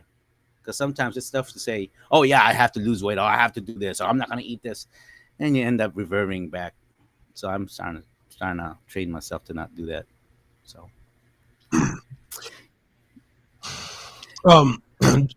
Just Unique, are you with us still? Yeah, I got a whole bunch of trucks in front of me. Everybody's slowing down. So I can figure out what's going on. Now we're talking about diet. Hold on. Wait. Oh, damn, I done messed it up. Okay, no.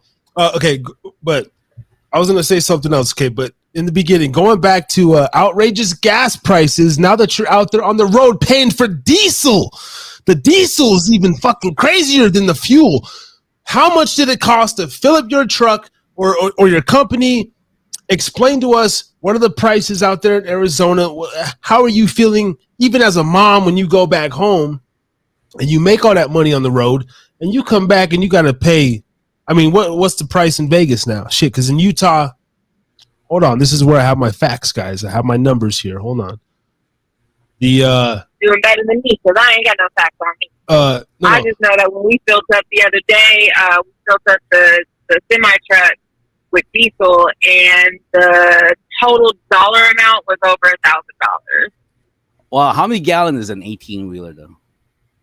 The one that you're running. I know we talked about this too. Hold on, because my headphones are dying. I gotta switch headphones over. Is it like 100-something gallons or something like that? I can't remember the. No, actually, you know what? Actually, no, I'll figure it out. Okay, hold on one second. So if you say $1,000 to fill up the whole tank from empty to full, is that what you're saying, or that you just filled it up? I was at a half a tank of gas, so Oh, okay. I know it's 8 pounds per gallon, but I forget how many gallons there are.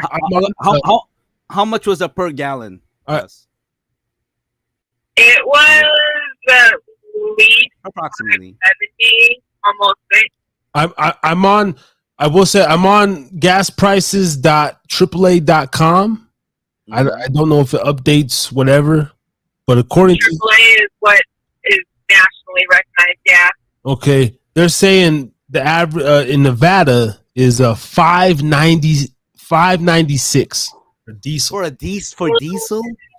Oh, Yep, this is gasprices.aaa.com. I guess up to date national retail prices. Today's national average just across the board is $4.97.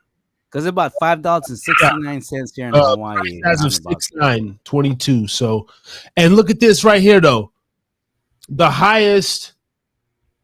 Holy shit! Even in New York, the highest gas prices in the country are on the West Coast: Washington, Oregon, California, Nevada, Arizona, Hawaii, all in red. From prices $6.40 down to $5.21, with the average being, $5.90. All on the West Coast, and then you got, looks like what's that? Michigan, Ohio up there.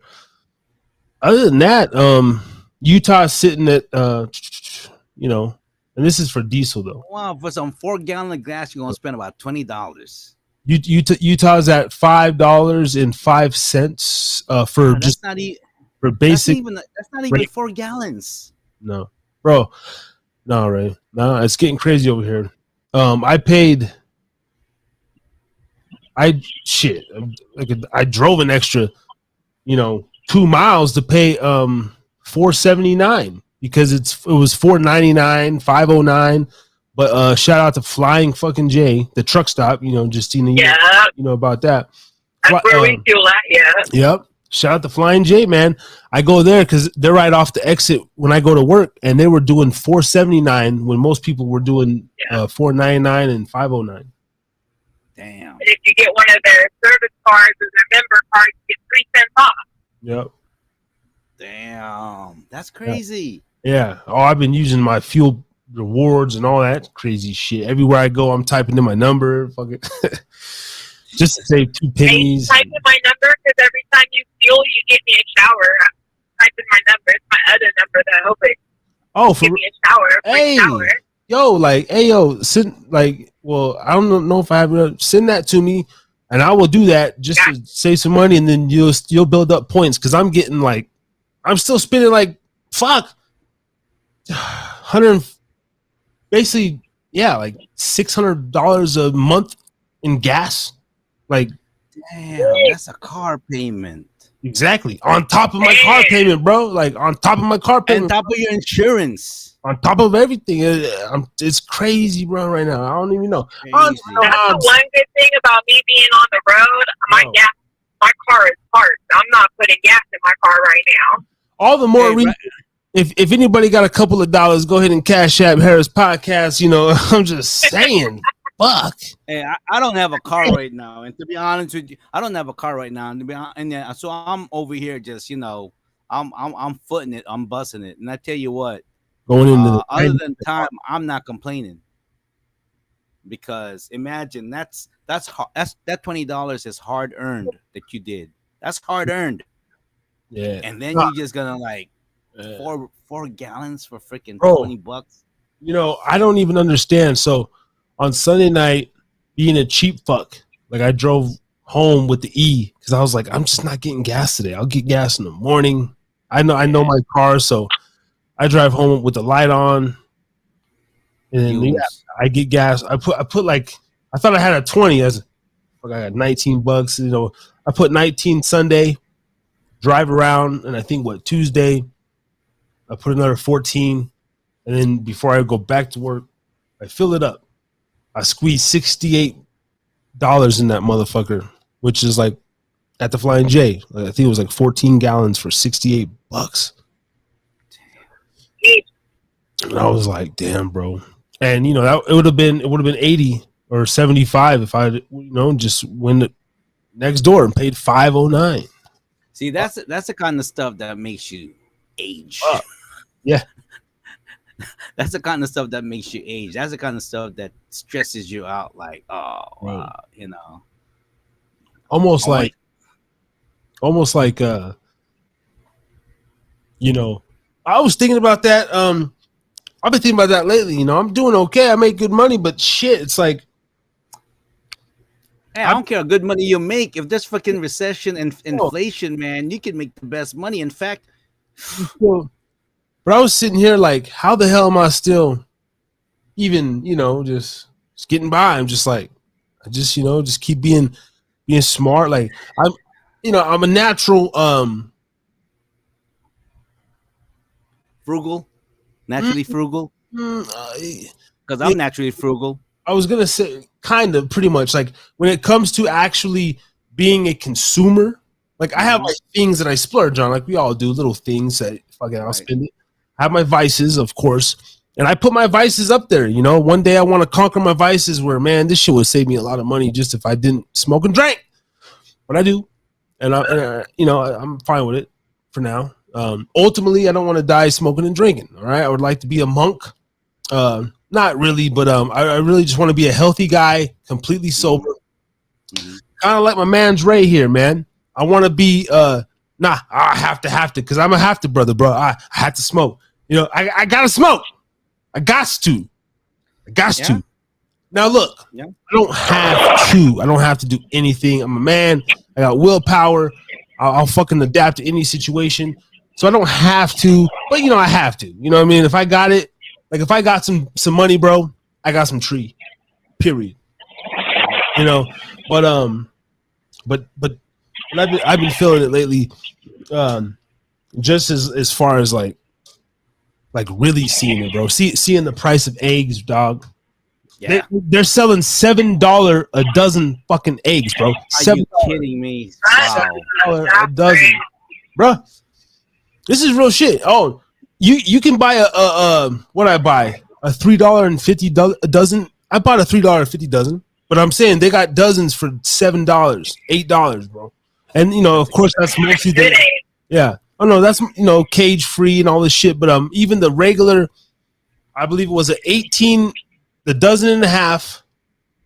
The what is it, 2A or double X, whatever the large egg. The 18 dozen for $7 at my local Walmart, and that was the great value egg, bro. Like the 18 dozen for $7. So with all that being said, like what right now, what are the little things that you think that us regular consumers, middle class incomers, what can we do for right now to kind of like because right now when the prices are, and it's gonna be like that, not very long, it's gonna be like that for I don't know, maybe a year or maybe a couple of years and all that. So we probably have to all tighten our belts. This is what I want to ask you, my elder. And I asked my mom, everybody, is this a completely political bullshit thing? Like, so because even different people I asked, like, but they're just like, well, we have to wait till Biden gets out of office, and then so you're saying, as soon as these goddamn motherfucking Republicans come back in, everything's gonna drop. Can I break it down to you, my brother? Can I break it down to you? First of all, oil. Oil is a natural commodity. That shit comes off the ground. That shit is part of our freaking ecosystem. Okay, you can't. That shit comes off the ground. That's like water. It's part of this shit. It's part of oil. It's something for us to grab and freaking use, okay? And we got oil, and it just happens right now that Russia, no, not right now. Russia's number one commodity, that's feeding their country, is oil. So right now, Putin is freaking banking big time. And the problem is this, you know, we have a lot of natural gas, but our administration right now shut down the pipeline, and that's why, and so we're not getting the oil that we need. And but right now, in terms of like the only time I truly believe that oil price should go up is when let's say like running out of we're literally running out of oil, but we don't never run out of oil. Oil is part of it's part of nature. It's like water. Right. So why is it so expensive? Yeah. If it ain't politics, I don't know what it is, bro. If it ain't politics, you know, and we can go into that. We can go into the whole Ukraine stuff like that. I'll break it down.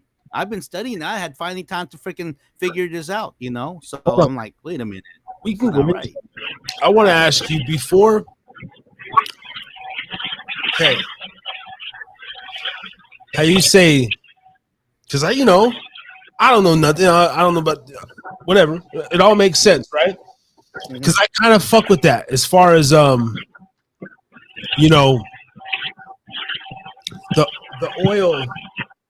oil being here, like whenever the earth decides to, I guess, implode or whatever, or if it ever will, is okay, basically, is there any sort of, is that a science thing too, or also, because I asked like, I don't know, some Christian or whatever, we were talking about water running out, right? Yeah. And this was when I was younger, but all I said was, well, something about, man, we got to be water, conservative or something.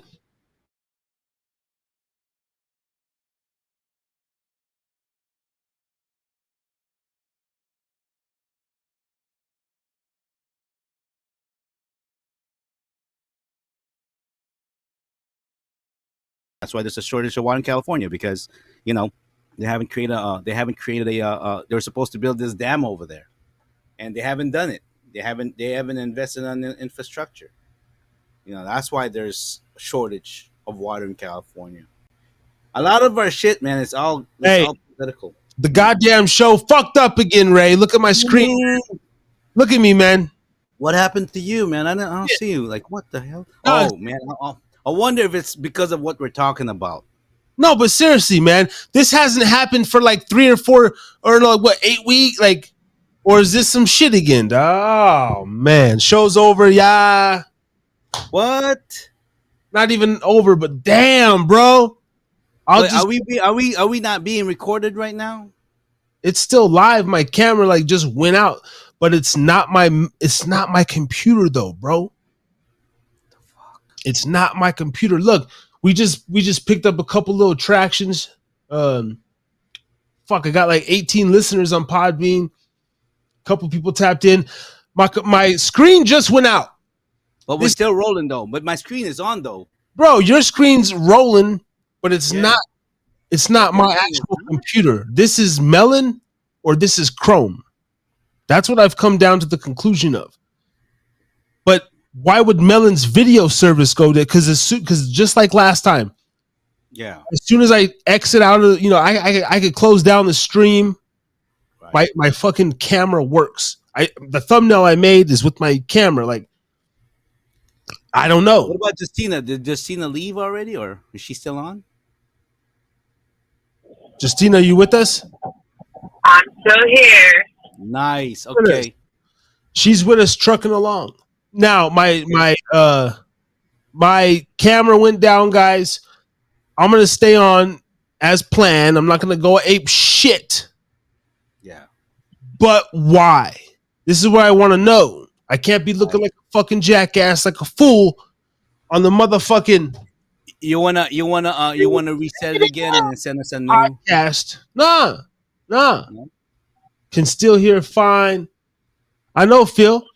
We can hear fine, man, but it just pisses me off, bro. I got a fucking $2,000 computer, a goddamn. I'm paying $25 a month for Melon, and then but Melon's making me use Chrome. I can't just go through Safari. Like, so is it Chrome? Is it Melon? Fuck you both. It's frustrating. Oh. Anyway. Man, is this a form of censorship? Damn it. But see, I'm so much of a conspiracy theorist, it makes me think that, dude. But we were being so cool. We're not even talking about nothing. Now, now it's balls to the wall. Fuck that. I'm playing bitches off the cuffs. Hold the fuck on. Fuck the world. Fuck all this shit. Y'all motherfuckers, fuck you. Cocksuckers. This song right here is brought to you by Ho Hating Entertainment and Killer. Gonna make me Bitch go on a Productions. fucking racist tangent. You bitch. Yeah, dropping on you Chrome fucking bitch. ass. You Oh, fucking bitches. corporate office bitch. Wait, hold on. Let's not run into conclusions. What? Bitches. Bitches. Hoes the suck Trying to dick, shut me down. They ain't nothing to fuck Fuck with. you. Bitches. Wanna get too close. Bitches. Make Harry turn a left. Black rose. Bitches. They're nothing but sluts. Bitches. I'll treat them just like mutts. Bitches. All they wanna do is play you. Bitches. Bitch, I hate you. Met this broad at Walmart, thought she looked good. Come to find out, she just a hoe from the hood. All up on me. The first I'm gonna go into my fucking Google. on the couch, just making the pussy I'm gonna go wet. into my settings and do some fucking configuration. Hold on, I'll be back. Time, bitch. I'm too mysterious. Fuck these Never motherfuckers. let you know the true fucking me. Just give up your pussy and I want the shit free. No first dates, no intimate kisses. Just snap off your bra, let me pull down your britches. Clean your pussy out, feel my tongue. Then I'm gonna bounce. Bitch, you dumb. No, I ain't sprung. Never off the cat. You want a bone? Yeah, I'll give you that. If you can handle it, trick you so scandalous, take you to the dark side where your other half is. Nothing but a devil, bitch, that's what you really are. Spent one night when you started acting buzzard, tripping on me like I was your fucking main man. Got me on a leash, trying to show off all your friends. Look at him, he's so cute. Oh, he's a nice guy. Shut the fuck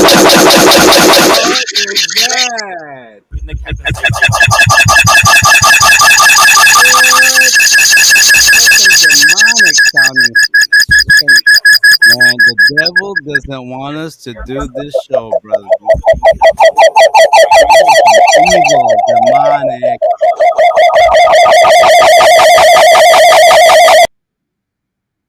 I bet you that. Wow, you there, Dakota? Oh, there you go. You're stuck up. Back live in effect, you motherfuckers. It's more quality time, so my dick can get On the other side. with her behind. I wish I had a chick that looked like. I'm sorry to hurt y'all ears. Hold on. My dick. Hold on. What the fuck just happened, bruh? Hold on. Justina, are you with Felt us? like I took a trip down the galaxy. Yep. Yo, that shit killed me. That shit killed me, B. Damn. Hey, let me explain what I seen on my end so I don't look like a fucking retarded jackass or a fucking piece of shit, dude. I'm sorry to kill everybody's ears. This is some bullshit. Last time this happened, we were over the 4-hour mark. I'm 138. My screen cuts off. But you know how it says like Ray G joined, Justina joined. Right.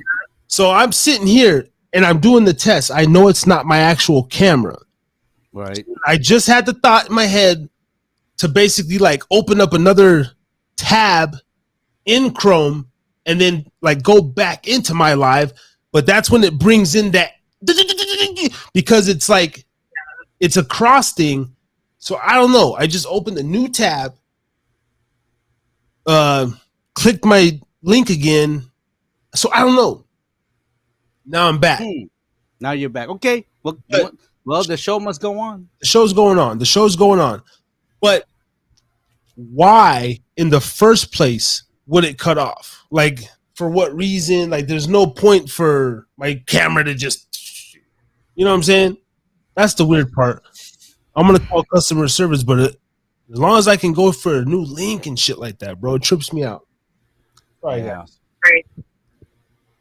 Now, before the government, no, I really do, bro. I think that they like kind of send or even almost like little like warnings, right? They could do it again. Oh, let's see if he goes back again. Like, I don't know. That's just my conspiratorial mind, bro. I don't like it. Now that I'm learning how to code, man, there's a lot of language that I just want to be up on things, man. There's a lot of stuff that like it fascinates me that in the past it was just theory, but I'm like, damn, you can do that. Wow, you could do that online. Well, we could. So watch it, bro. Bro, that Man. pissed me off that like I didn't think about opening a new tab the time before that happened. I don't know. I don't know. Why would this time out? But what were we talking about before they tried to distract us, which they can't do because What are we're we back talking on- about? you know, Oh, about gas prices. gas, the goddamn gas and the Gas prices I want to and be on the right side. I want to be on the left side. There we go. we talk about gas prices and how much it costs for the average gas. And Justina spent about $1,000 off her to fill up her semi truck. Maybe the Justina didn't spend it. Justina's company spent it. Oh yeah, Justina's company. I forgot. Yeah, she got an account now. wait a I minute got though. paid today, but my Wait a check minute, wasn't though. quite that big. Ray, I don't know, Ray. It will be. Yeah. You did start to talk about the Federal Reserve and then I did say Illuminati. I don't know, man. I did say it though. I'm just saying certain key words. I've already said COVID in the fucking beginning because I went to Facebook to check the stream, and as soon as I go to Facebook, a COVID survey pops up. I don't. Man, pretty Fuck. soon you need to grow your beard and wear a dashiki, brother. You need to wear a dashiki and grow your beard and assalamu alaikum. Real shit, bro. Let's go, dog. I'm down That's to good. I'm down to fucking change my life like that, man. Hey, know? hey, I'm telling you, man. I'm gonna be like Zen Master. Oh yeah, I should have had that up the whole time, bro. What's I'll up? be like Zen Master. I'm thinking of growing my hair, man. I'm thinking of growing my hair like one length and shit. I don't know. And the last time I had a goatee and all that stuff. Second half of the show, bitches. Stay tuned. Because I'm kind of like reimagining my Nobody- reset. Just saying. Yeah. Because I go, you know what? Fuck this, man. I've had this, and that. I've had, but this coding, bro. Can I rant on the coding for a couple of minutes, bro, man? I'm really excited about this, man. Because what we're trying to do, and just wasn't here when we had in the show, and we're trying to say, we're trying to have like independent musicians come and share their music with us and all of that stuff, and then Dakota just found out all of his catalog that is now licensed. We can play our music here. We can create our own material and whatnot, and Sir. even thinking about like doing like indie films. I was telling my son, I said, you know what? If I'm gonna make an independent movie, I really don't care if it doesn't show in the freaking movie houses. Because everybody's got a phone, everybody got a 4K, everybody got a laptop, tablet, whatsoever. I want everybody to see it on there, man. Good quality movies. And you know what? Learning this coding stuff like that, man, we're gonna live in the cyber world, my brother, man. That's where Blind Dog is going. That's where Blind Dog, and I'm hoping that Harry is drinking again. Harry too scary. You're gonna be on the cyber virtual world with me, brother. This is gonna be where we're going, man. Online.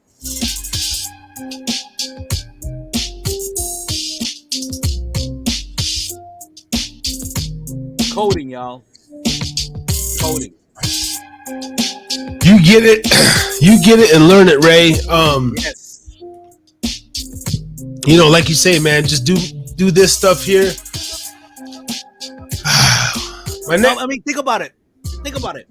We have this. This is the new, like, what was I watching the other day? This guy named Coach Nick, and he has the B-ball breakdown.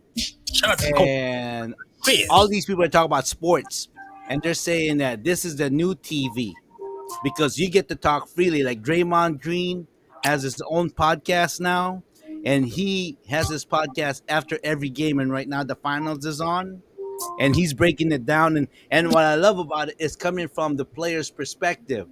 It's not coming in from some Stephen A. Smith or some other dude from ESPN or some shit like that. Like, oh yeah, this and that, and they're getting paid. No, like this one right here, we're not getting paid. No one's paying us. We're doing this on our own. We're collaborating. So you know what? We should have the right to say whatever that we fuck want. Whatever This is the a new- fuck we want. anything, anything, Dude, I just, the sad thing is, I just want to say every racist slur in the book right now. man. You know what? The I N, know this is the C, the other F, the other C, the J, the W. man. You know what, man? Truthfully, I'm gonna tell you this. I'm being real, man. I want to say it. I'm not trying to. Man, I really miss the '90s style of people, man. The '90s, because back in the '90s, you can say whatever the fuck you want,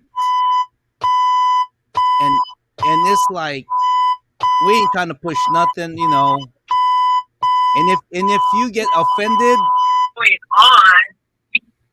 Sorry, I just said every racist word that I wanted to say. Thank you. and if you get offended, man, you know Fuck all what? y'all. Shit, like, yeah. I don't get it, bro. I don't get it, man. Yeah. It's not fun anymore. You know what I'm saying? It's not Well- fun anymore, man. Well, this is one of the things too, right? I guess we have to figure out each individual, right? Like what? Well, okay, each individual on this platform, just everybody. It's like I mentioned to you behind the scenes, Ray. Like I would like to be able to get monetized. I would like to make this into a business or some sort of sustainable living or side. Eventually I'll do it just because I'm passionate about it. Mm-hmm. I wish I had some fucking rappers calling up in here. I guess all the rappers went night again. All the rappers got their fucking tidy whities on and they're getting their butts wiped and bathed and going to bed. I'm gonna keep I just want motherfuckers to like. I really enjoy this shit, but to get paid, right? Like I guess you have to play by the rules and lets you learn this coding shit. And we get our, like you said, super own platform, own servers, own everything to where literally only, I guess, like a power surge. So like what? the thing is this, okay? Everything right now, Facebook and all that stuff, they're being run what they call API, which is basically just a website, web application, and it ain't hard. It ain't hard, okay? It used to be hard, not anymore. And the thing is that right now, reason why I got into the whole coding stuff is I go, moving forward in the future, AI is gonna take over irregardless. Like AI is gonna take over. That's just inevitable. That's just the way it is. So while that's happening, those who are not up to par with what's going on with technology, those are like good example. Like my business partner, he's a graphic artist, and he knew this for a fact. He went to college for that. He says he knew this for a fact. He goes, graphic artist is gonna be a thing of the past. I said, what do you mean? It says because right now, with all the data that's being thrown into the internet, every creative like drawing or whatsoever, some robot can create that. We can recreate that for you. Yeah. So I'm going, you know what? That does fucking make sense. Like taxi drivers, that could go AI. The people that are working like in the factory, that's assembly line, that could go AI too. A lot of shit can go AI, and it's not because we're just running. No, it's because people are freaking tired doing that shit. Seriously, people are freaking, and the pandemic showed that when people got the experience, like, ooh, I get to work at home. Ooh, I don't gotta get dressed up today. Ooh, I can just be on the Zoom. The top part is a suit, but I'm wearing my underwear or nothing on the bottom. Really, I could do that, and then get paid. What? And then it goes directly to my PayPal. Oh wow, and I could just call DoorDash for dinner, and I could go Instacart for my groceries. Yeah, I'll take that shit. Now I can do my yoga. I could do this and everything. So I was thinking about that. I'm going, I see. Okay. I go, all right. And then coding and all that stuff. Honestly, man, I am so intimidated by it. I'm so like overwhelmed. Like, what the fuck? What am I doing? Right? What are you doing? I mean, your eyes are not doing. What are you doing? And then I go, and I said to myself, I said, it better not be because you're desperate to get paid and the money and all that, because you try to go out there, you try to compete with these people just got out of college and everything, with your eyesight and whatever. You ain't going to match with them. I said, no, you're right. I'm not going to match with them. So what am I going to do? I go, you know what? No, I don't got a code. I just want to be familiar with coding, because all the infrastructure, whatever it is, banking, money, entertainment, this one right here, it's all gonna go online. Everything's gonna go online, and if I know how to communicate that, I become part of a team of like developers, there is nothing that we cannot do online. It's a lot more cheaper, Dakota. Yeah, a lot, true. a lot, right? A lot more cheaper. And my goal is this: I'm going to open me an e-commerce business. And what I want in there is like kind of like a Walmart, kind of like a mixture of Etsy, Walmart, all that stuff, to where like you can actually sell your shit on our platform, and you can buy shit from our platform. And I'm gonna put an algorithm in the program on there. Like when you get paid, when they pay, a portion of that already goes into their business account. That's my project. You know, sound bites, beats, lyrics, all of that stuff. I'm gonna dissect all of the stuff that goes on into finishing a catalog. If you want lyrics, if you want the beats, if you want the composition, and then on here, if you want the sources, like who can do my video, who can do my master, all of that stuff, we can all put that into our website and collaborate, and people can put and the money, I'm also looking at the math, and I'm going, fuck, people ain't got to pay like $120 an hour to do studio time. They can basically pay like 50 cents, a dollar, $2, and then pick the pieces and all that stuff. But we can go global. So anybody from any fucking country, Mozambique, freaking Bangladesh, freaking Jakarta, whoever has some kind of like, oh, I could put my thing in. How about this, and all that stuff. That's why I'm learning it. I'm going, no, I'm gonna go into another episode of my life right now, and I'm gonna make this shit fun. I'm gonna make this shit fun, and I'm gonna learn it myself. And I may not know it all, but at least I'm familiar with it. I'm familiar with it, because someone else will be a master at that. All I know is I just want to be familiar. It's like going to and it's like going to a Mexican family's house and living with them for the first 6 months. It'd be great for me to know how to speak their language and to learn how their culture. You know what I mean? Respect it for me. For the abuelas and everything like that. They're gonna like my company because I can speak. I learn how to speak their language. That's all I'm doing with the whole coding stuff, man. I just want to be really familiar with it, because we got somewhere to go, my brother.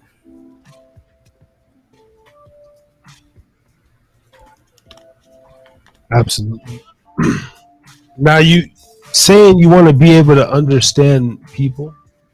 So I'm using that as an example. I just want to understand the whole cyber world, because how to communicate to the computer and communicate communicate to the computer where I can do what I want with the computer.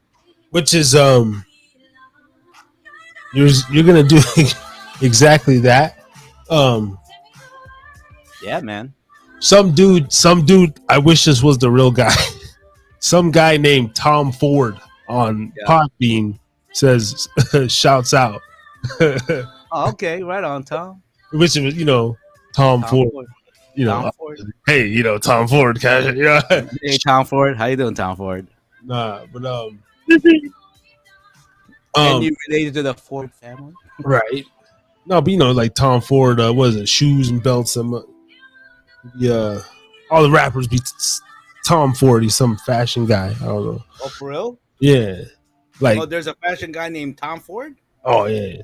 I mean, I heard him through like 50 and like that Tom Ford. Like I don't know, some hot shit. It's like Gucci or some shit.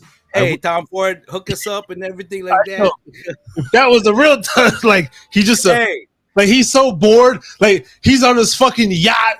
Like he done fucked every bitch. He done everything. He just like so random. The universe lined up, and he just like let me go on Podbean. Hey, I believe in that shit, man. I believe in that. I believe in destiny, bro. Do you believe in that? Because I do. Absolutely. Hey, if it's meant to be, it's gonna happen. Are you the real Tom Ford? My name's Tom Ford. Yeah. Hey man, salute to you. You fucking troll. You're a goddamn troll. Hey, come on. He's the Shouts out to Tom. He's probably. I like you guys. I hate you guys. Yeah, he's probably a cool motherfucker. He's a goddamn troll. But I was gonna say, I found out about this new thing. Maybe it kind of fits in. I didn't know about this until like 4 days ago, bro. And I guess it makes sense. But there's this thing. I'm on their website right now. Should I screen share? Nah, I'll just read it. I don't want any more fuck ups.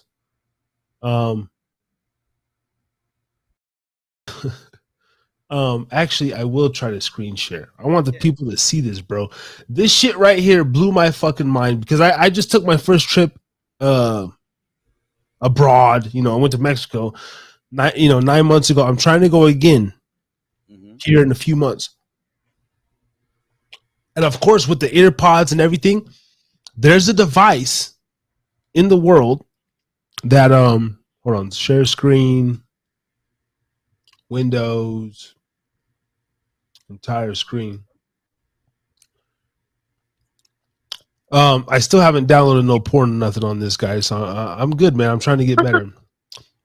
Are you seeing my screen, Ray? Yeah, I'm seeing it. Okay. So I can't get in trouble because I'm giving them credit. Time Kettle. There's this thing called Time Kettle. I mean, you see it. Two-way transmission earbuds. Hey, bro, 95% accuracy in 40 languages, 93 accents, smart noise reduction, etc., etc. Basically, you put the shit in your ear, and you could be in China or Philippines, and Can it be translating for you? And somebody, you sitting there speaking Tagalog, and this shit is putting your Tagalog that you're speaking in English in my fucking ear. That's freaking dope. Real time. Look at this. Look at this shit. There it is. Look at this. You download, or no, you got the phone. You download it. So I just give you the phone, or it can possibly be used, you be set some, I be in the bar in Mexico, bro. I just set my phone down. You know what I'm saying? Got my little earpiece, looking kind of fly. Hey, that just gave me an idea, man. That just gave me an idea. Yo, this shit. I didn't know this company fucking existed. Are you kidding me? The ultimate translation earpods, blah, blah, blah, blah, blah. I was blown away, bro. For $99, Amazon selling them for like $180, $170, but this is the actual website for $100, bro. So if you go buy them on anywhere else, you're getting taxed. $100, bro, and you can 40 languages, 93 accents. Like, wow. I don't know. So that just a random rant. Wait a minute. You said, what if it doesn't translate the words, but they just speak it with accent? Hey, look at this shit. Look at this shit. Like someone from India. Man, I don't like. I've read some reviews, bro. It's they're really great reviews, and oh yeah, that's amazing, man. And they appear to be one of the only companies. Like, it's not like Apple's doing this Fucking Samsung's not doing this. Like this is like, I don't know, time kettle, some shit, bro. Damn, can you imagine we have somebody that we're doing like on the podcast from another country that doesn't speak English, and they're over here chopping up with us, and then right on the air, it's like it's almost like one of those Chinese dub kung fu movies. Look at this. Offline package includes the 8 most. What I would assume that's fucking Spanish and Mandarin, right? Obviously, like 2, and then so I could have been in the hills in fucking Zacatecas and fucking Rancho. For real shit, dog. I don't know what the fuck was going on. And which brings me to my point is or not my point, but I think I actually might have a little bit of faith, because whether it's faith in this or that, every day I wake up, you don't know that you're coming home, but you believe. It's like, barring some crazy shit, I'm gonna come home. So.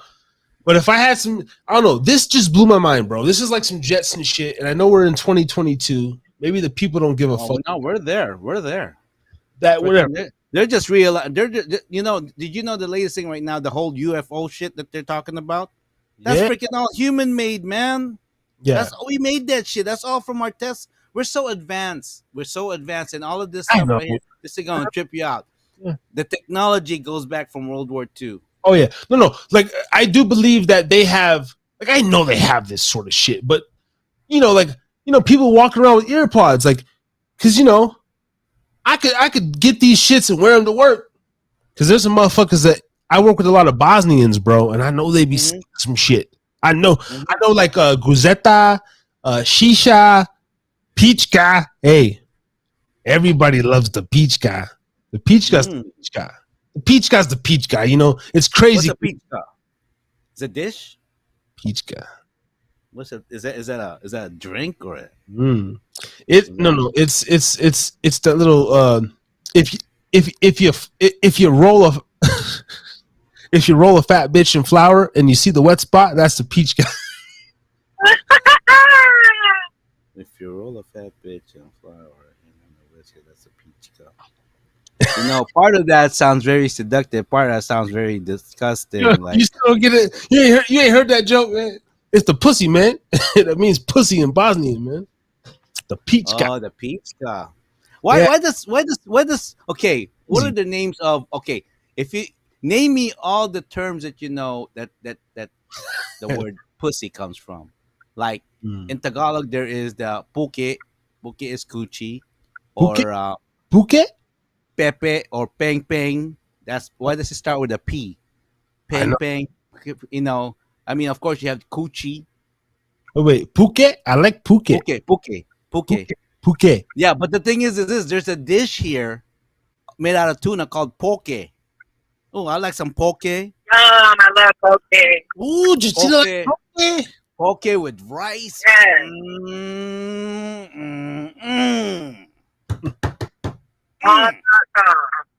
Man, that poke is, man, Hawaii. You can get the best poke over here at our local grocery called Foodland. I believe that. Oh man, some poke on top of some warm white rice and some soy sauce or shoyu. My still to this day, like if I just want to be raunchy, I mean, I like twat and I like cunt. Twat and cunt. Even though we mostly the English and the British, they be like, oh, bloody cunts, oh, fucking cunts. They say cunts like it's nothing. Cunt. But when I was growing up, I mean, I remember there being rap songs and they were talking about like fucking the cunt. And it sounds so vulgar and shit. I mean, when you say the word vagina, it doesn't sound sexy, No. But I like twat. I like twat and box. The box, yeah. The little cunt. No, I personally like the word pussy. I was looking at cunt. Well, I mean, pussy. But see, like, pussy is like a classic. No, just see the word pussy. That just makes you, that kind of gives you a little bit of a chubster. You know what I'm saying? Pussy. Well, see, I consider pussy like the Tupac or MJ. As far as like for me, like if you're naming your top 5 basketball players, it's like MJ's already there. So it's like, who are your other 5? It's like pussy, right. Pussy, yeah. I like twat. Twat. Box snatch. The snatch. Snatch. The snatch. Yeah. Snatch. And then probably okay. Fuck it. Twat number 1. That box number 2. Box. His pussy's already up there.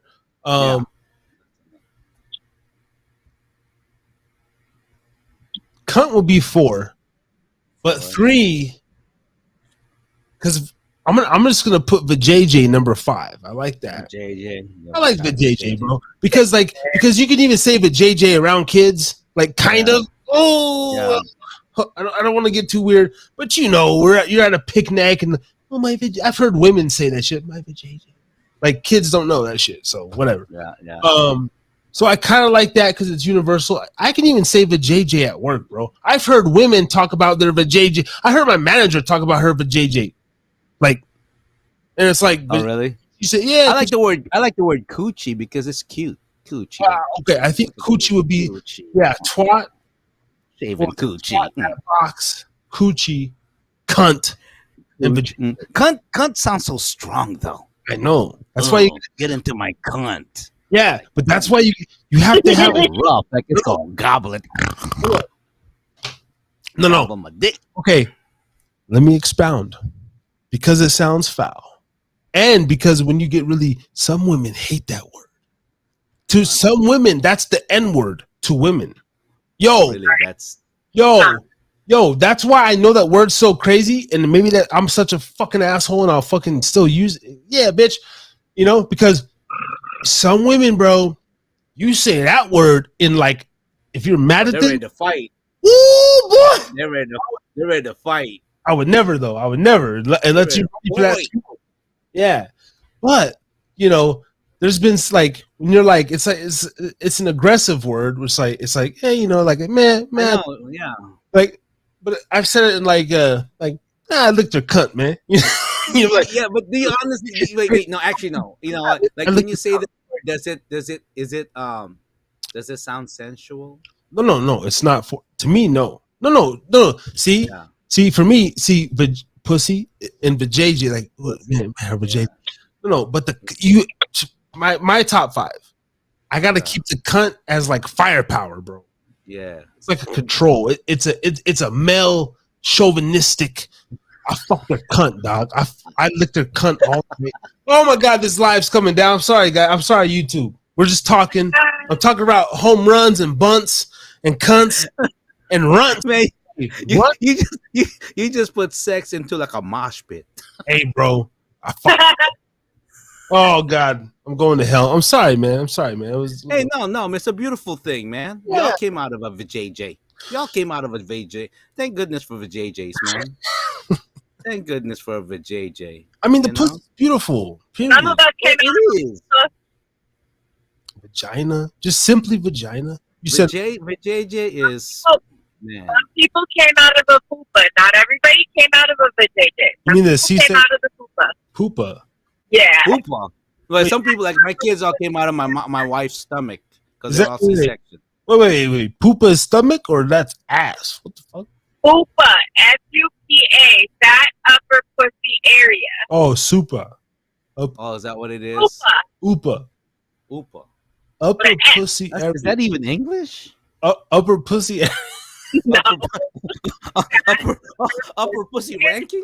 Wait, I thought she said poopa. I was like, I thought you saying poopa. Your ass, your pooper, your poop shoot. What the hell? Pooper. No, I hope I didn't come out of the ass. Oh no, man. No, I hope I didn't come out of. Oh, that would be painful. Ooh. Oh my! And I'm sorry, dog, man. I'm very sad. I don't want to go there. You guys know that when a woman gives birth out of her vagina, that it splits. And sometimes the doctor has to cut down to the asshole. Yes. I know. Why you gotta bring that up? See, that's like, man. That's like, man. That hurts my nuts right there, man. That's crazy. Okay. That's a very sensitive man. Now you just like it was like stretches. I don't like. No. It was like beautiful. It's so beautiful. And Oh, then just like, yeah, you know, oop, Remember the bounce right back? They I want to hear that part. was before. Man, it's like no. I know you're a mommy and all that stuff, and I'm sorry. I'm sorry. Women, I'm sorry. I don't ever no. Yo, I swear to God. No. I can't. I don't will like- faint. Yeah. No. Yeah. You know what's funny, Ray? As I get older, bro. Oh, and we since we're on the fucking this show took a complete left. Complete left from inflation. God damn. But fucking, but that's what we do on the motherfucking Harry's Drinking Again podcast. All on the Oopa. The upper pussy area. That's crazy. I heard some different Fat shit tonight. upper pussy area. FAT. Fat upper pussy area. Hoopa. Hey, isn't that also the most sensitive part of the coochie? Isn't that like the On hitting the G spot, yeah, Hey. stimulate shit. honestly, man, look. Like, I bet you, if a female says, you know what, if I have a device that can actually play with my coochie lips all day, I'll just throw that in my panties, and I'll be in a good day all day. I'm like, all right, I'm feeling good. Why is that? Because someone's tickling my clitoris. You know the- They do make candy vibrators. Huh? Oh yeah. Candy vibrator? Panty. Panty vibrator. Yeah. Control it. Put inside you, and then you use the remote control to change the setting. Yeah. Hey, I tell you what, man. I'll buy an underwear where they actually has a device inside there that tickles my nuts all day. I'll be for that, man. That's my favorite. Tickle my nuts. These panties, bitch, and be good. We have Everybody got the sensitive side. You know what I'm saying? My nuts. Can I Oh my god, my ass hurts. can I say for the record, since we're on the horrible topic of things, the ripping and horribleness, the most beautiful, life-changing thing I seen, of course, the birth of my son, but it was the most disgusting, foul. I didn't faint, but I swear to God, the first, and son, I love you, son. You're seeing this in the future. Daddy loves you. I gave you live birth. Hopefully you're watching this in like 2048 and I'm still alive. Maybe not. For the first 6 seconds of your coming into this world,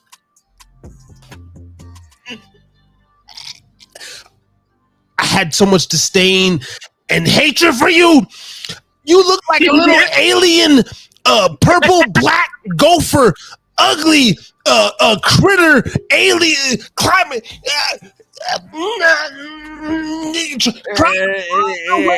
Beautiful world. I love you, boy. I love you. Yeah, I know. I love you. But that, like, bro, and it was so beautiful seeing. And I think it's one of those things that men, you have sex with a woman, you ride it out the 9 months with her, you're there. I seen the birth. Like, that's why me and my son have a great bond. That was just a super comedic rant, but it was the most like horrific thing I had seen in my whole life. Bro, I had been down there putting in work, and then all of a sudden I just see this little fucking incision.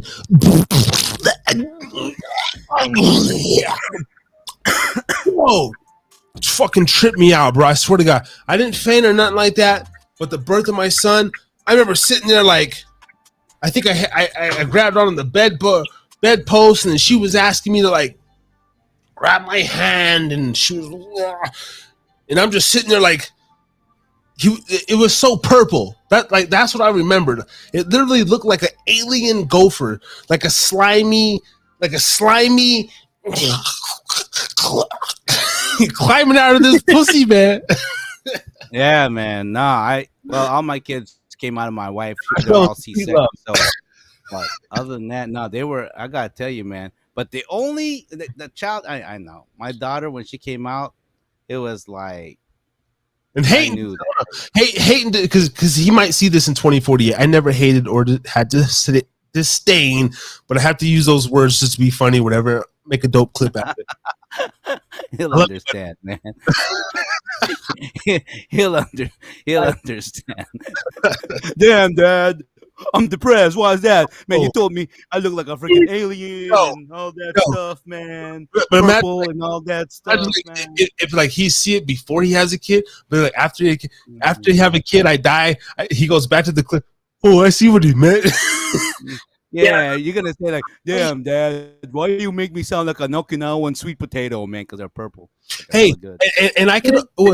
Sorry to cut you off, but I can only imagine, like, because he's a dark ass baby. He's darker than me, bro. So I guess for white folks, like a little pink baby or some shit. I seen a little dark purple, slimy though. He was like slime, like. No, our first one, Trent, he's a darkie. I thought he was like, that's my son. Trent, Yeah, no. bro. I was like, what Trent the? is a dark. All my kids have 3 different shades.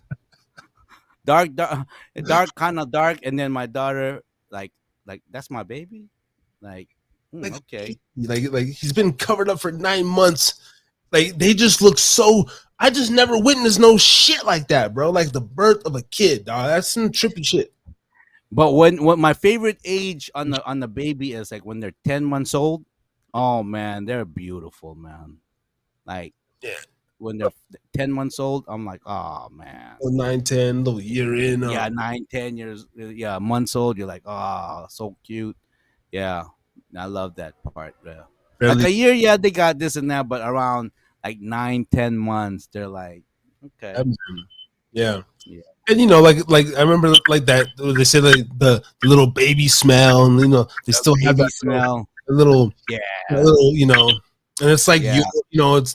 I guess that's also like brings you closer, like it's like, it's just like a thing, like a little baby smell. Even like when they're asleep, they're like angels. Like, damn, yeah. Yeah, I used to like when I would carry my son or my kids, and I'd be like just holding them and just loving on them and then cheek to cheek and all that stuff, and I go, man, I bet you this is how God feels like. I bet you this is how it feels like, man, because really when you have a kid, man, when you have a child, man, you talk about like in love. I thought in love, like you're in love beyond. Wow, I can't even understand this right now. Like I'm so in love with this child. It's like, wow. Yeah. Nah, I feel you, man. I still feel that way with my kids. So I still look at my son sleep, man. He just turned 7, and he's still got like a kitty kind of face, like he's only 7 years old. Yeah, it's like he's still like kind of babyish, I still when he's sleeping, bro, he's got these like like his mom says like we're like twins. He sleeps like me, like, and I look at it like he sleeps with the mouth open, big old lips, like so calm, like just so precious, so and man, rest in peace to the goddamn 19 kids that lost their lives a couple weeks ago. Yeah, man. It's just stories like that. I have to segue 1 second, bro. I read a story today. Okay, Justina, Ray, you guys know about DJ Quick? Yeah. Okay, well, little known information that maybe most of people don't know. So his son was recently arrested on murder charges. I don't have all the details. I didn't mean to make this a thing, but his son was recently arrested on murder charges in a fairly nice part of California, Porter Ranch or something like that. Right. And then I was looking into that story because I was actually thinking about doing like a piece on it, man. Harry's drinking again. He's doing his little journalism, little bit. But anyway, come to find out, 9 years ago, DJ Quick's daughter. Hold on, man. I gotta fact check a little bit. Hold on, let me at least type her goddamn name into the motherfucker. Hold on 1 second, man. Shit, man. Hold on. DJ Quick, I love his album. DJ Man. Quick a fucking legend, bro. But I didn't mean to go off onto that. But DJ Quick's daughter, Daviana Marlena Blake. Okay. Okay. 9 years ago, she was arrested on currently serving time in jail after being accused of first-degree murder. Okay. Apparently she had a boyfriend. And he's a real piece of shit. Fuck this motherfucker, bro. Like, fuck this motherfucker. Don't even matter who the fuck he is, bro. Long story short, DJ Quick's daughter, her boyfriend was beating the kid. According to a witness, Daviana was disciplining her son for wetting the bed. One of the outsiders even mentioned that he heard a noise of a smack, according to certain sources. And there were sorry, I got distracted. But So the boyfriend was beating the kid. So apparently the boyfriend and her, they both went to prison for it. She went to work, but came home to find the kid dead. But she knew that the boyfriend was beating the kid like the whole time, but she never wanted to call Child Protective Services because in fear of the child will get taken away. But anyway, I literally I don't know. I was doing more research for tonight's show, and I was gonna bring this up, and I guess I naturally did. And I was gonna look more into it, but it fucked up my spirit, bro. Because what I read and looked into, this was kind of known that it was going on.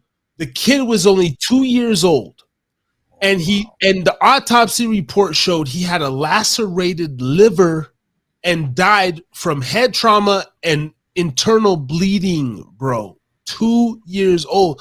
I read this shit at lunch, dog, and it literally affected me throughout my shift. And it's just like, because I love my fucking son so much, bro, that like, yo, we be wrestling all the time, throwing this fool around.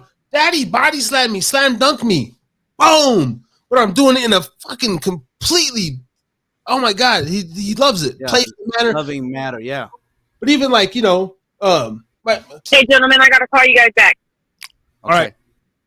But even in a loving manner, or you know, playing, but you know, I hit him in the, you know, head or whatever. I'm like, oh, my bad. He's like, it's all good. You know, like but I still stopped to be like, oh shit, like you know, I hit him in the mouth or what, and he's good. I just couldn't imagine some shit like that. I'm sorry, I had to go off on that. No, I hear you, man. And like protect the fucking children, man. Yeah, man. And this man, I guess he was 24 years old, and he would a fucking 2-year-old who wets the bed. He's fucking 2. My son's 7. He still has a hard time keeping skid marks out his fucking ass. You know, he's probably trained, but like, and then I guess I read a little bit of his testimony, or when he was in court, and he said, yeah, I guess I disciplined him too hard. And then it's like, and then he got mad at the kid. The final, I don't know, the day he died was like because the kid shitted himself. He's fucking 2. What? He's in a diaper. Are you fucking like, what's going on in the world, bro? That shit don't make sense, bro. I tell you what. Let me ask you this question: what is gonna take a person to do that, especially a parent, to go to take it to that extreme? Because the only way I can think of, like, you know what, either that or, you know, they were on something.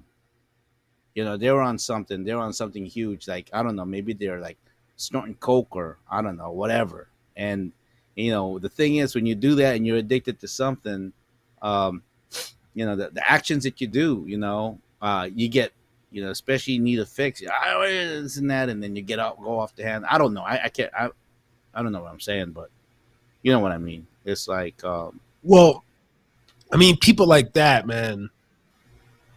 And no matter what the race, size, color, or creed, nah, it don't. Yeah, right. You just they're don't. doing something. And let's be honest. Okay, they're black. There's definitely some marijuana in the house, probably some cocaine. Okay, you're white. There's definitely some alcohol. There's definitely some heroin or some pills. Okay, you're Mexican. Well, there's definitely some alcohol, probably some weed. So it's anybody and everybody, but Anybody and anybody, yeah. that shit But is just like I don't know, man. The kids, you know I what? can't relate. And I you know can't what I relate. was thinking too, Ray? And it might cost us our lives, bro. And I'm down for that shit, bro. Is that if all goes left, man? Fuck it, man. We can use this platform to save the goddamn children, bro. Real shit. Yeah. If Harris is drinking again fails, I'll simply change the name. It's that easy. And this could just be simply save the fucking kids because it's like it. I don't know, man. And this was so long ago. The DJ quit. I'm barely finding out about it. His daughter's been locked up for like almost a decade for this shit. Damn. And this was like not really reported on. This is something even DJ Quick was like, I don't like to talk about it. And of course he's probably, like just they're keeping everything, I mean, would you? I wouldn't want to. That's what I'm saying. See, when we get into the limelight, like even this small little platform like this, bro. Like we're a bunch of nobodies right now. We're a couple of nobodies right now. But we keep doing it and doing it, and we kept traction. The thing, Yeah. I mean, easily you can be in this celebrity. I can be a celebrity whatsoever. Well, we live in and this. then now they have something to write about. We live in this day and age where literally a little clip, could be like, DJ Quick, and then, but some, viral hip hop news or one of these other bigger platforms could post a little guy, and the next thing so we have to be conscious of what we say, which I always am, and I be respectful. I'm bringing content. This is interesting shit. No, seriously, because the thing is that right now, we're, like I said, we're a bunch of nobodies right now, but the thing we have to count is the fact of that what we're doing right now is being recorded and it's being published. And you do something, say drastic, let's say for instance, I don't know, something really drastic, like say, man, all of a sudden you're an overnight celebrity because they got something on you, because you were, oh yeah, Racy Abno, oh Dakota Harris, they have a podcast, Harris is drinking again, and they're talking about all this stuff and everything. And I mean, look, Kevin Samuels, like I would love that. Didn't really know him. Bring it on, mother. All of a sudden, now he's because he died, he's somewhat of a semi-celebrity. You know what I mean? Like, so yeah. So DJ Quick, I can understand him going, I don't want to talk about it and everything because, he does have a platinum album. The Day in the Life of DJ Quick, the album, the first album. Yeah. That was a platinum album, man. Yeah, we'll see. No, and I'm just I used to bump that. I used to bump that shit in my car all day. I love that song. Quick is a legend, but he's an underrated legend. Mm-hmm. But because he's more of a producer. He's more of a producer. Truthfully, he's more of a producer. He's, he makes the beats. He's a DJ. As a social engineer, as Star would say, right? He's like, yeah. It's like we're social engineers. Period. It doesn't matter how, if you got 10 followers or 10 million. Yeah. Like, yeah, you're still effective. Got one. If somebody's watching you, like you're, Yeah. But I forget what I was gonna say. You have to be kind of be careful right now of like, I can understand why.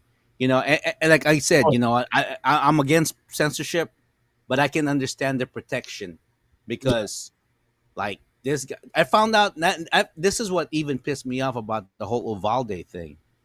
I found out that the cops. I thought the guy after he did all that massacre that he went and shot himself, but I heard that the cops, because he shot at the cops.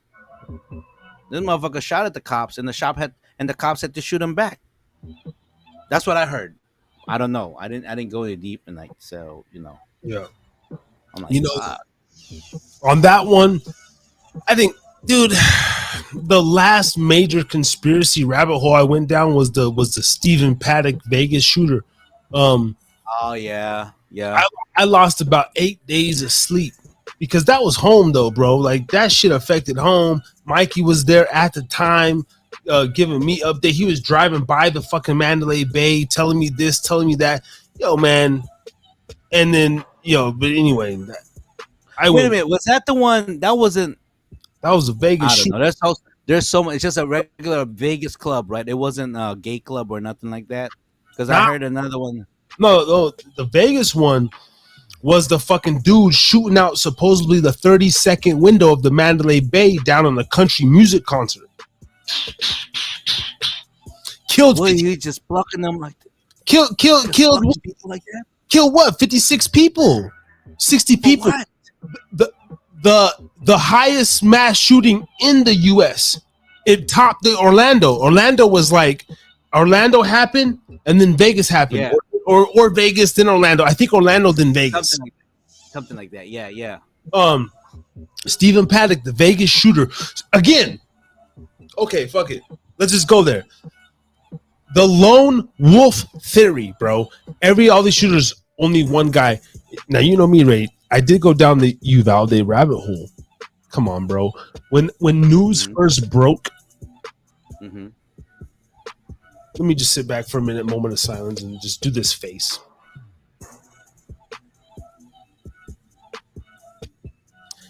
One shooter,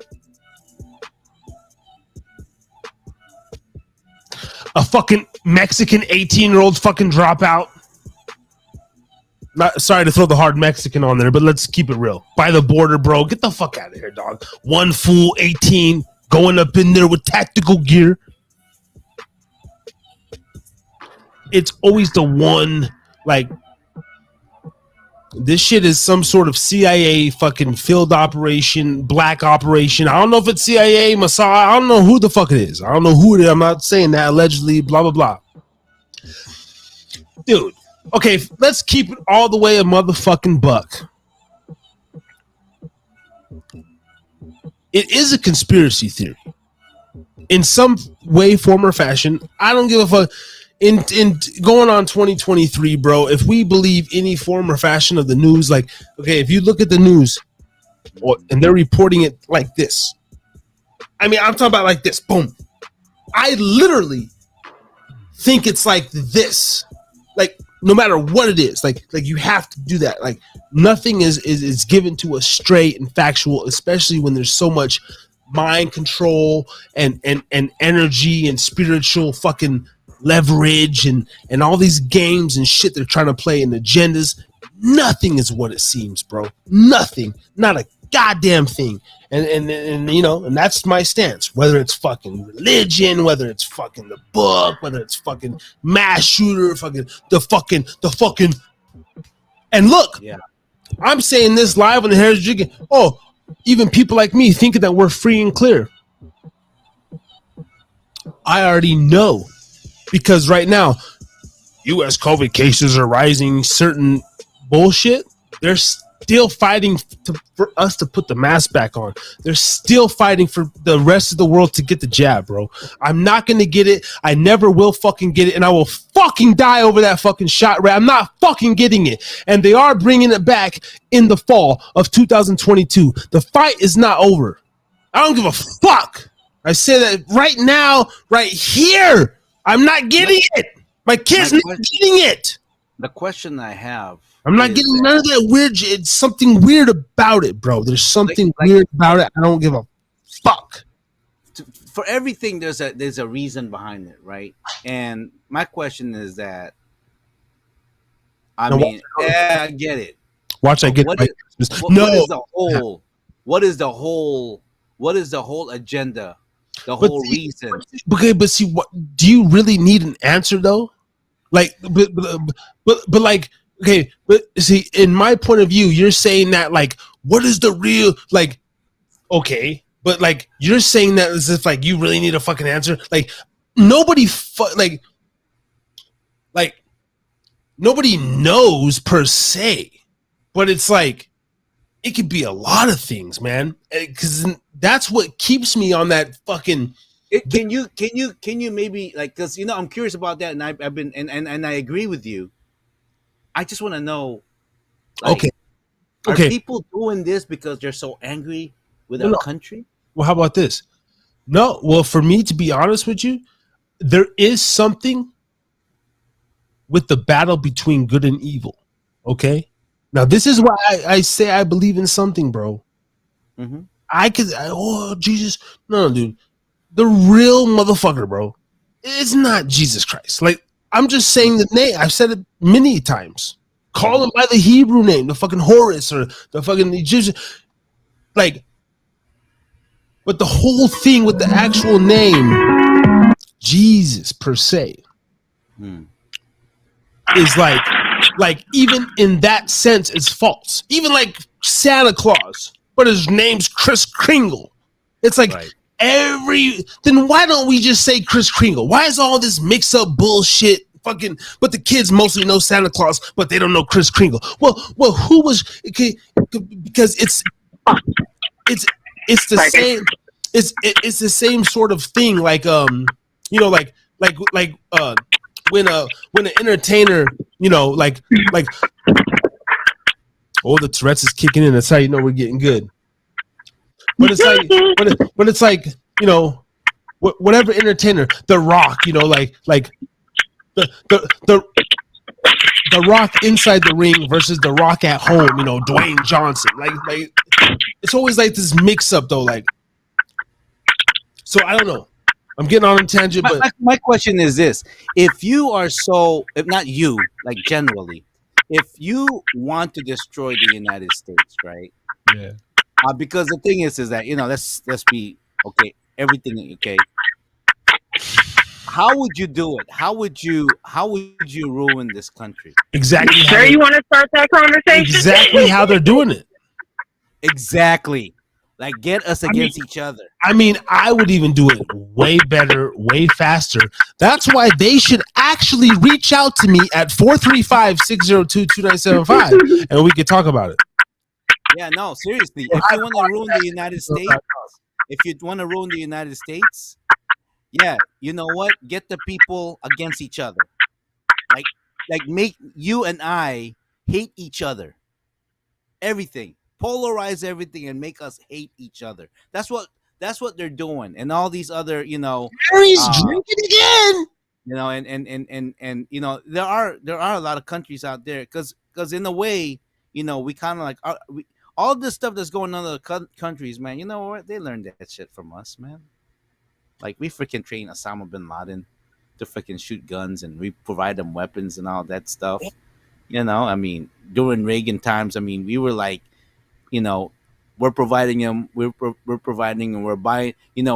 They're providing us, the people in South America providing during the Reagan times. Don't just say no to drugs, but you're getting freaking drugs from Noriega so that we can give you guys some weapons so that way you can fight the Contras and shit like that, and then you give us a contract and we go sell that overseas and bring it over the Nazis after what World War II, and giving them high levels like Werner Van Braun and all these guys, giving them and all that stuff, and all that stuff. It's like, man, it's But see, like, I get it, man. But even on that right there, I had this fucking argument with my mom all the time. It's like, oh, but it's not bullshit. It's fucking worse. And if anything, it's the same agenda carried out by a slightly different regime, but they even try to keep it inside the same ass bloodline and the same shit and the same, same. Like, you have to be one of the good old boys, bro, to play fucking ball. Period. Fucking, like, that is what it is.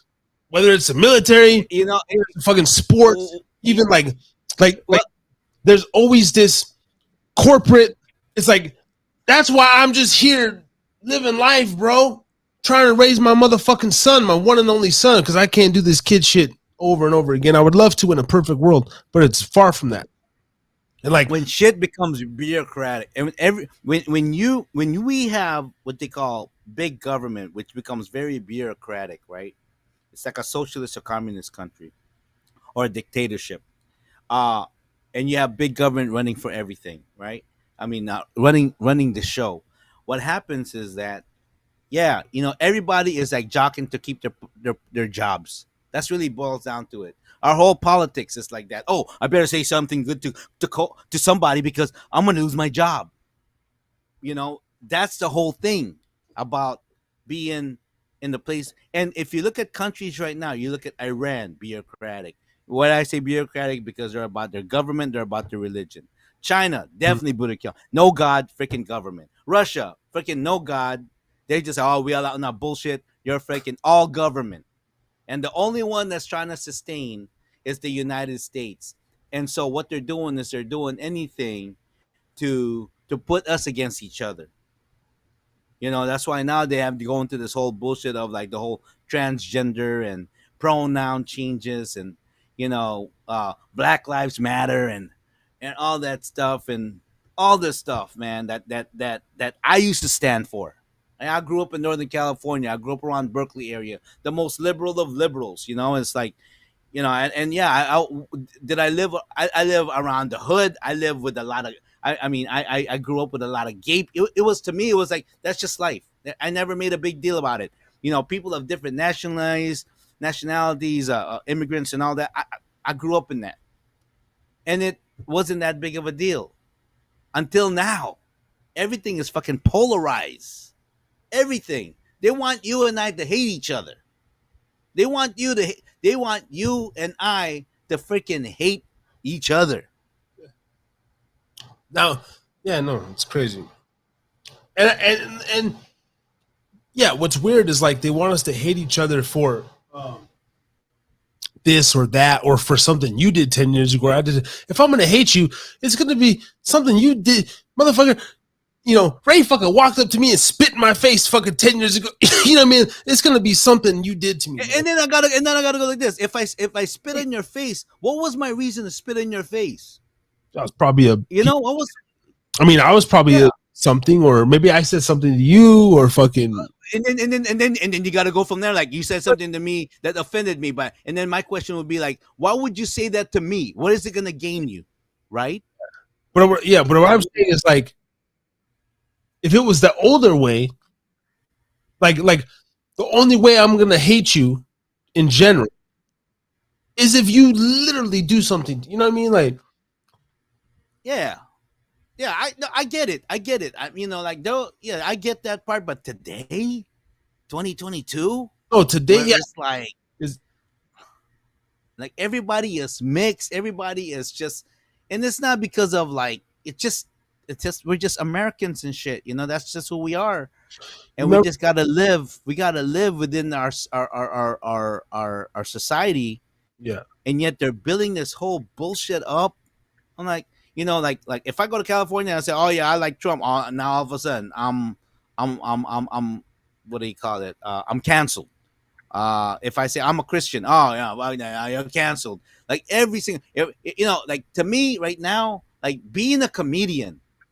They freaking took the air out of being a comedian. I mean, it's like you can't even talk about mama jokes anymore or something, and it's like, everybody gotten so freaking sensitive. But like, no, they did. Okay, but you remember how I said,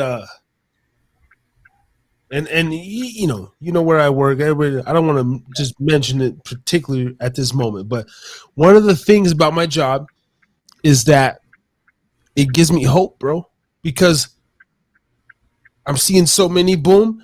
And then Mm-hmm. if we all turn off our devices, you know, and then and just in my daily life, okay, like Mm-hmm. this month is the the A through Z communities month. Right. I can't keep the letters together, so I just say A through Z. The L G Yeah. T LGBTQ, something like that. E. Yeah, I don't know. All I know is LTB. LGBT something. Yeah. Yeah. They're adding a new letter every freaking year. Or All something. I know is the LTB. That's all I know. That's all I know is the LTB. Don't get mad at me. So just say A through Z. Y'all can have the Yeah. whole alphabet. Fuck it. Have the whole alphabet. But anyway, the only way I know of that is what the fuck was I gonna initially say? God damn it. I'm getting all lost in the sauce. I forgot. Well, to me, I got nothing against it, because I know they canceled Manny Pacquiao because Manny Pacquiao turned to a Christian and he did speak out something about lesbians and gays and all that, and now they're trying to cancel him. Okay, You that's know, what I was gonna say. If we all turn off our devices, mm-hmm. it's like, bro, we're not swayed by anything. Like one of the hopes about my job is like, I mean, I see, because you'd be surprised. Like, even though there's some days, I got a full barn. Mm-hmm. All 14 motherfuckers are like just, and I'm not doing no talking. I'm just working. But there's those other days where it's like people are happy to put down their phone and just start conversations. You'd be surprised like how many people come up and be like, "How come ain't nobody talking here?" Like motherfuckers, traveling and shit. They just want to like express themselves, and then Sure. I see an 80-year-old white guy talking to a fucking like hip hop looking black dude, and they're fucking Sure. "Oh, you a shot?" But I've seen so much crazy shit, and I'm sitting there like, and I'm like, we don't have the news on our TV. It's not what they portray in the media. That's what you're saying. No, fuck no. No. And I No. think that's what the upper echelon, whoever's doing this shit, they're kind of mad about or something. And that's what I want to change. Yeah. The real stuff is this.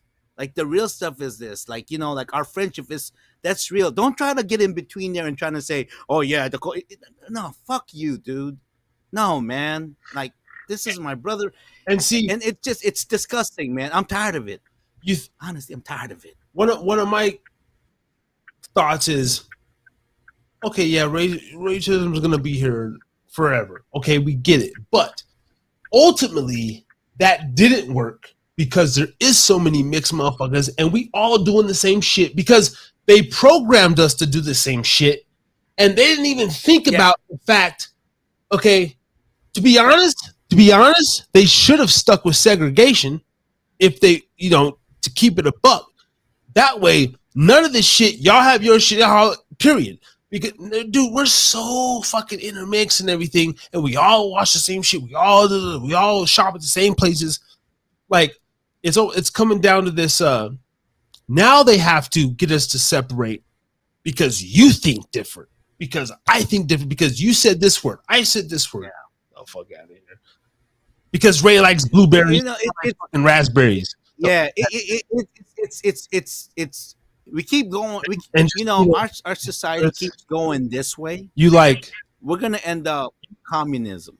Justina likes, like in China, Uyghurs. She likes big juicy walnuts. What?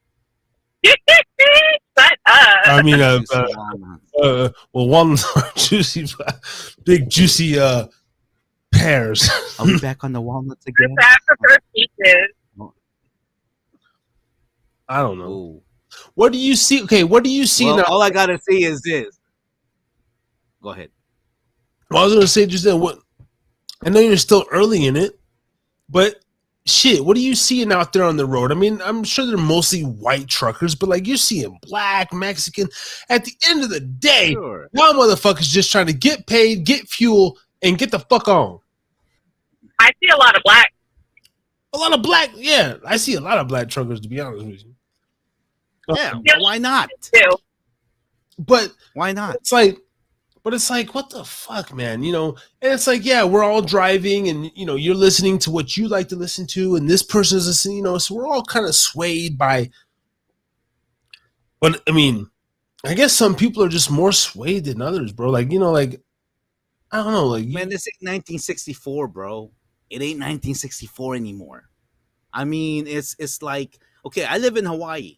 I mean, this is the most mixed place I've ever been anywhere in the United States. I mean, you talk about mixed couple, and I'll be truthfully is this: I got no problem if you have a, say, a Filipino mom with a Mexican dad or a black dad or whatever. If you guys are happy and you guys are raising a family, because at the end of the day, a husband and wife, you guys are gonna talk about the same shit that anybody else. No matter if you're a both white couple, blow back, you guys are gonna be talking about the same problem as people.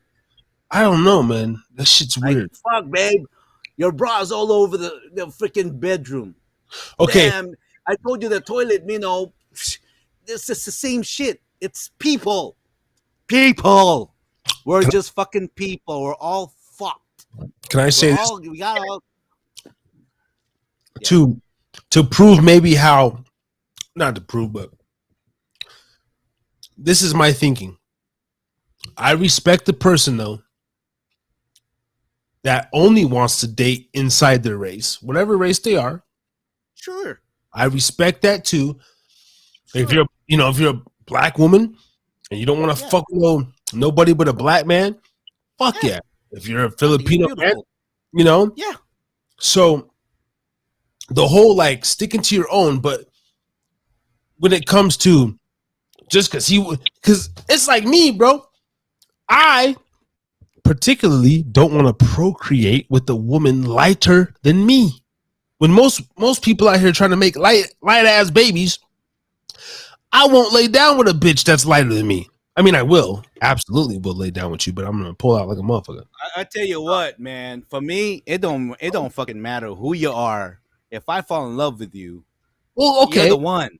Okay, well, that's another thing. Give a rat's ass, you know what I mean? Yeah, that's another thing, right? Like that's just the way I feel. I just feel like I just believe that women are just beautiful. Well, and if you're a good person, it doesn't matter what the fuck you are. You know, that's just how I think. You know, it's like that's just the way. That's love, man. You know, if I absolutely felt that way about any woman, Caucasian woman, fuck yeah, But you know, I never felt like that. Ride or die with me and shit like that, and you just happen to be, absolutely. Well, but I ain't gonna lie, man. I don't know, man. I'd rather look at like a little Damon Green baby than a little Steph Curry baby, bro. Growing up, this little red hair, high yellow motherfucker. God damn it, with little hazel ass eyes, looking motherfucker. If you don't take it, I just tell you.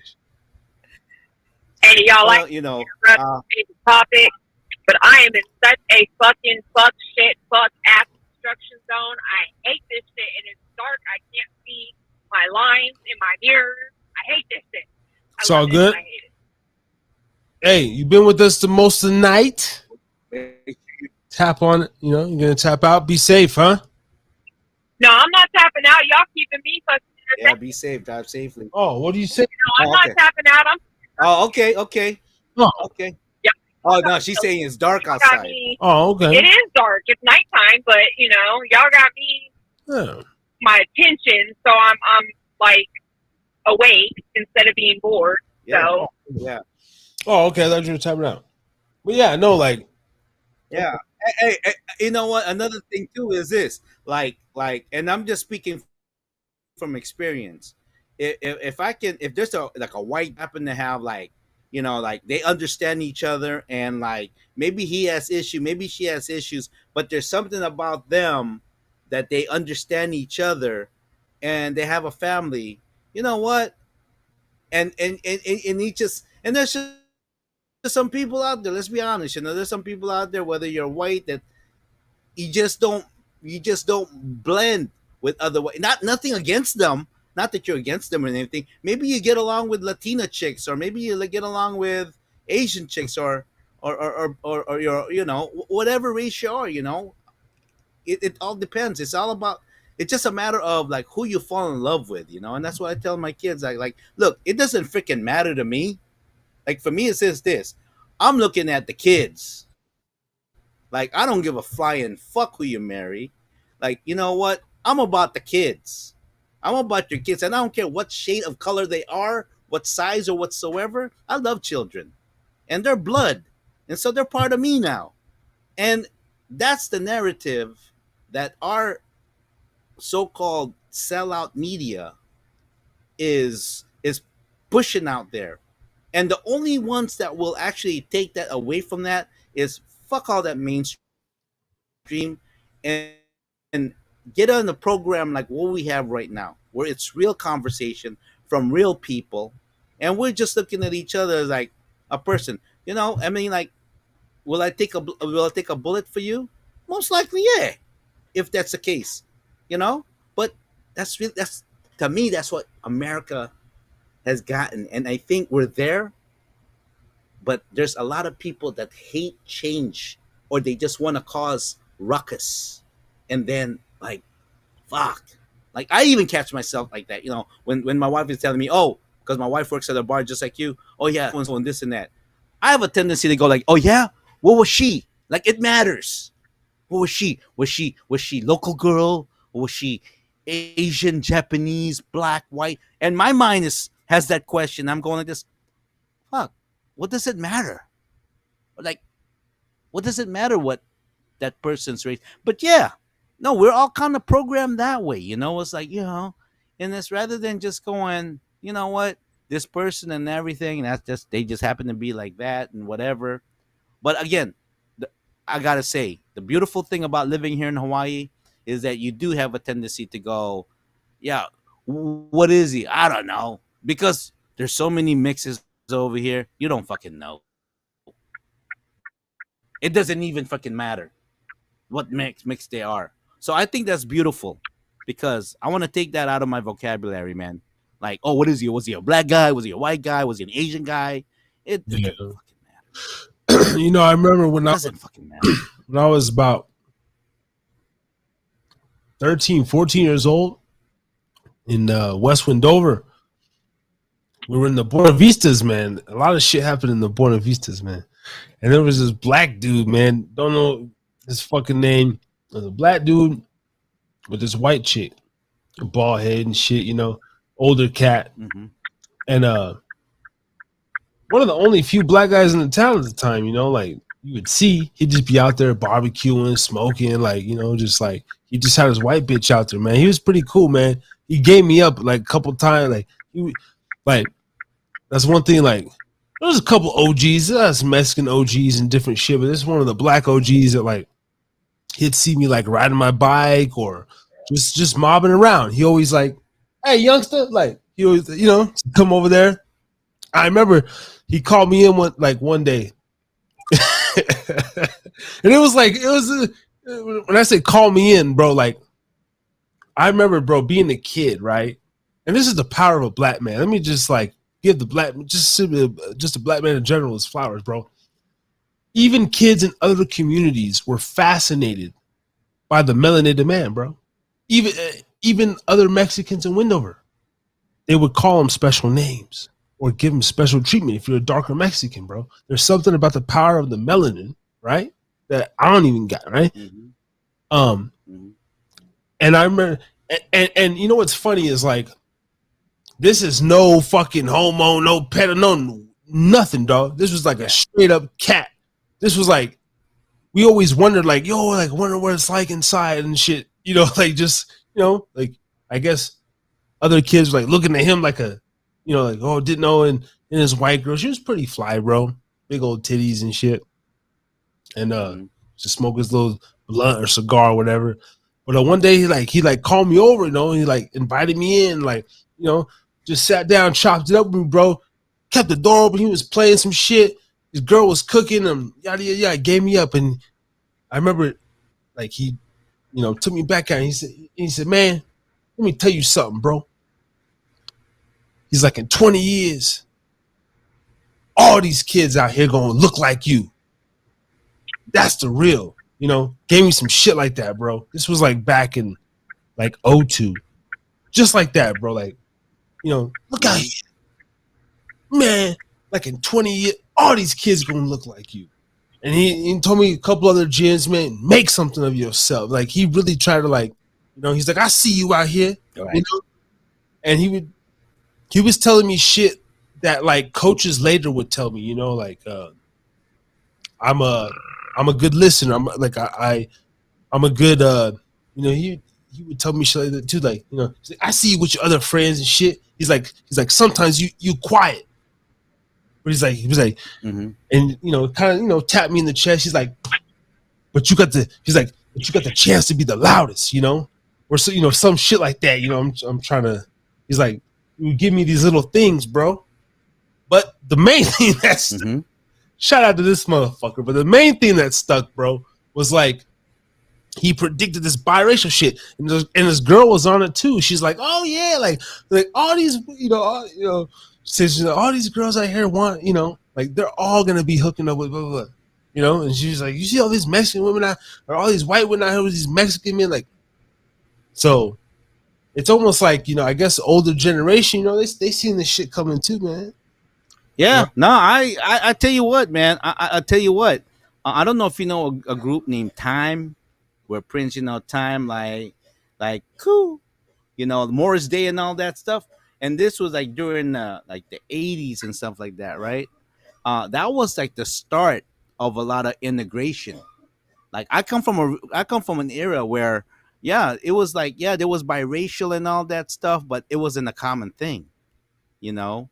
Uh I would say until the '90s or something like that, 2000s, where it was more okay and all that stuff. What bothers me, and I'm just gonna open up with this, like, I see a lot of like, and the reason I say this is this, and no discredit to my white sisters and nothing like that. It just it gets to me when you're hooking up with a brother because he's like top athlete, real popular, real creative, and all that stuff. And I'm going, so if he wasn't all that, would you still hook up with them? Because I come from that era where, you know, to where there was a time when, like, there's some women that, like, the whole racism, like, yeah, there's some women that just, oh no, I just, and I have, I've been through that. Oh, I had a girlfriend who was like, she was half Mexican, half white. Mom was Mexican, hated Filipinos, and she's the one that hollered at me first. And her name is Jennifer, and I couldn't even come to her house. And we've been hooking up, and I'm going, how come I can never come to your house? Oh, because my mom won't like it. You know, she would like, what? Yeah, man. She never entered. She grew up single mom, but the mom, you know, didn't like Filipinos whatsoever. But Jennifer was the one that hollered at me, and she was cute. So I'm like, okay, cool, you know. But that feeling right there, it feels like shit, man, because you're like, what? Are you just, are you just kind of like, and I'm just talking real here, okay? So say for instance, I'm a white girl, I'm a white chick, freaking blonde hair, blue eyes, banging this and this and that, you know, like the kind that and everything. And then I go out with a brother because, oh, he's the most popular, he's athletic and all that stuff. Probably not even attractive. But the fact of that, oh, shoot, you can't call me racist. I got a black boyfriend. But it's not sincere. You're doing it for the status, like a trophy. That's the shit I'm kind of against. You know, that's the part that I'm like, that's not sincere, man. That's not true love, man. You're doing it as a freaking trophy. And don't get me wrong, there's a lot of us guys too that, you know, would go out with these so-called Barbie so-called women because, you know, oh, I got me a blonde chick and everything like that, you know. So that means I got the hottest girlfriend here. You know, I guess I'm saying is that there's some people out there because they can Harry's go out drinking with again. would go out with a certain race because they're like the like they're the like they're the like they're the new they're the new fashion of the year. I don't know about Like I that. said, man. But see that's a whole part of the Willie Lynch syndrome. You know what I mean? Yo, man, they used to have motherfucking black people kept up literally in cages, and white people would pay to come see them like a fucking zoo animal, bro. Like, Yep. this is the shit that they don't teach you, dog. And this is like the shit that I be teaching to my son. All sorts of crazy shit. Like, fuck what the shit that the mainstream America media teach you is completely to the left. Like it's not, you know what I'm saying? Or it's definitely veered to the motherfucking right. Cause that shit be crazy, bro. That shit just be really be crazy. Shout out Keenan, man. Shout out motherfucking Keenan in the building, man. What's good, dog? We just up here. Harry's drinking again. Live on the motherfucking Thursday, bro. I just shout out the link, man. Fucking tap in, man. Like, subscribe, man. Hit this shit, man. Share this shit, bro. We trying to blow this shit up, man. Playing music, talking real shit, spiritual shit. Everybody going through something, want to promote something. You know what I'm saying? Bitches tap in, women tap in, whatever the fuck, huh? All you fucking whores over there just constantly posting different things and all this stuff. Come fuck with the Harris is Drinking Again podcast one time. Okay? Why it's still early. But we just crossed over the 3-hour mark. I have my time at 11:05 p.m. I'm down to go over here. I'm down to go a little another 20. All right, I'm getting off here. We're doing a 3.5 hour show, and that's what it is. Okay. What's happening? Fuck out of here. I mean, go ahead. I'm gonna just overboard. I've already went overboard, and goddamn it. But I'm having fun. I'm doing this for the fun. But if you do enjoy, man, hit the motherfucking Cash App, man. Ain't no motherfucking nothing. Send a motherfucking dollar. Send a nigga $1. It ain't a motherfucking about the motherfucking money. Huh? It ain't about the money. I'm going to keep it in the Cash App account. And Justina and Wendy, you guys are still the only 2 donators of the podcast. And that's fine. When I get the motherfucker. Shout out to me and Wendy. Trust me, bruh. It's still in the Cash App account. I ain't taking it out. I ain't fucking hard up like that. But what I'm doing, you know, just a little support. And Justina, I'm gonna send that back to you.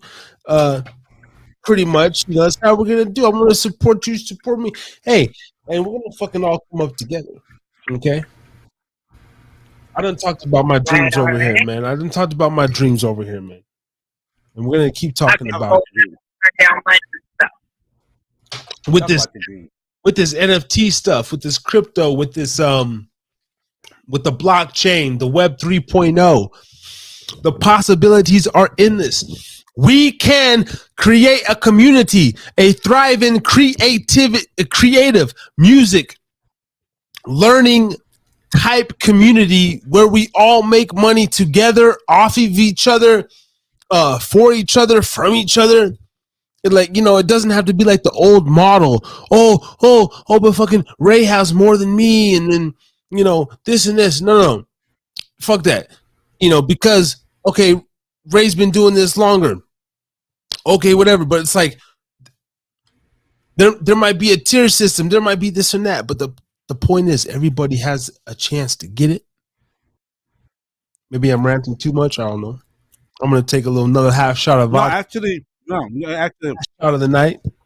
You're 100% on point. The problem is this.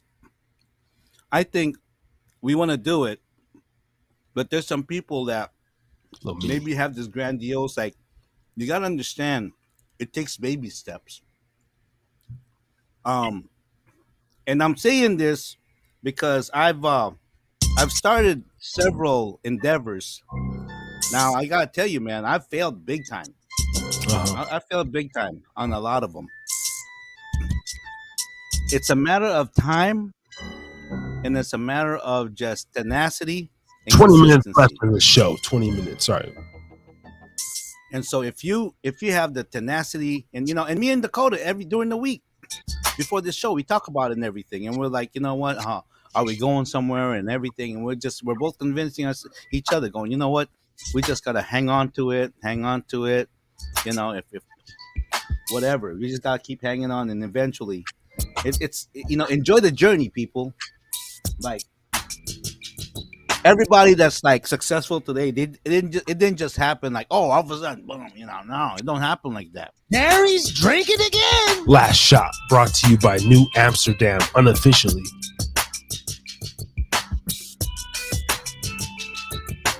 You know. So if you have any material, man, whether it's a movie clip that you did, whether you're a songwriter or a producer, even if you make beats, spoken words whatsoever, man, you know, plug in. We want to hear you. We want to support you. Tap in, man. Yo, man.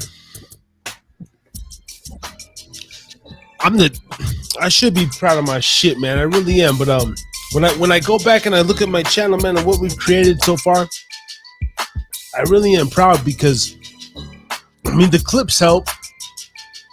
I'm doing what I can on the editing. I'm just going off what I think would be dope, and it is what it is. But my vision is like, yo, what about when we start networking and this motherfucker like, bro, hey dog, you're sick, but then like we can get this motherfucker that been doing this shit, you know, like everybody has their little go-to.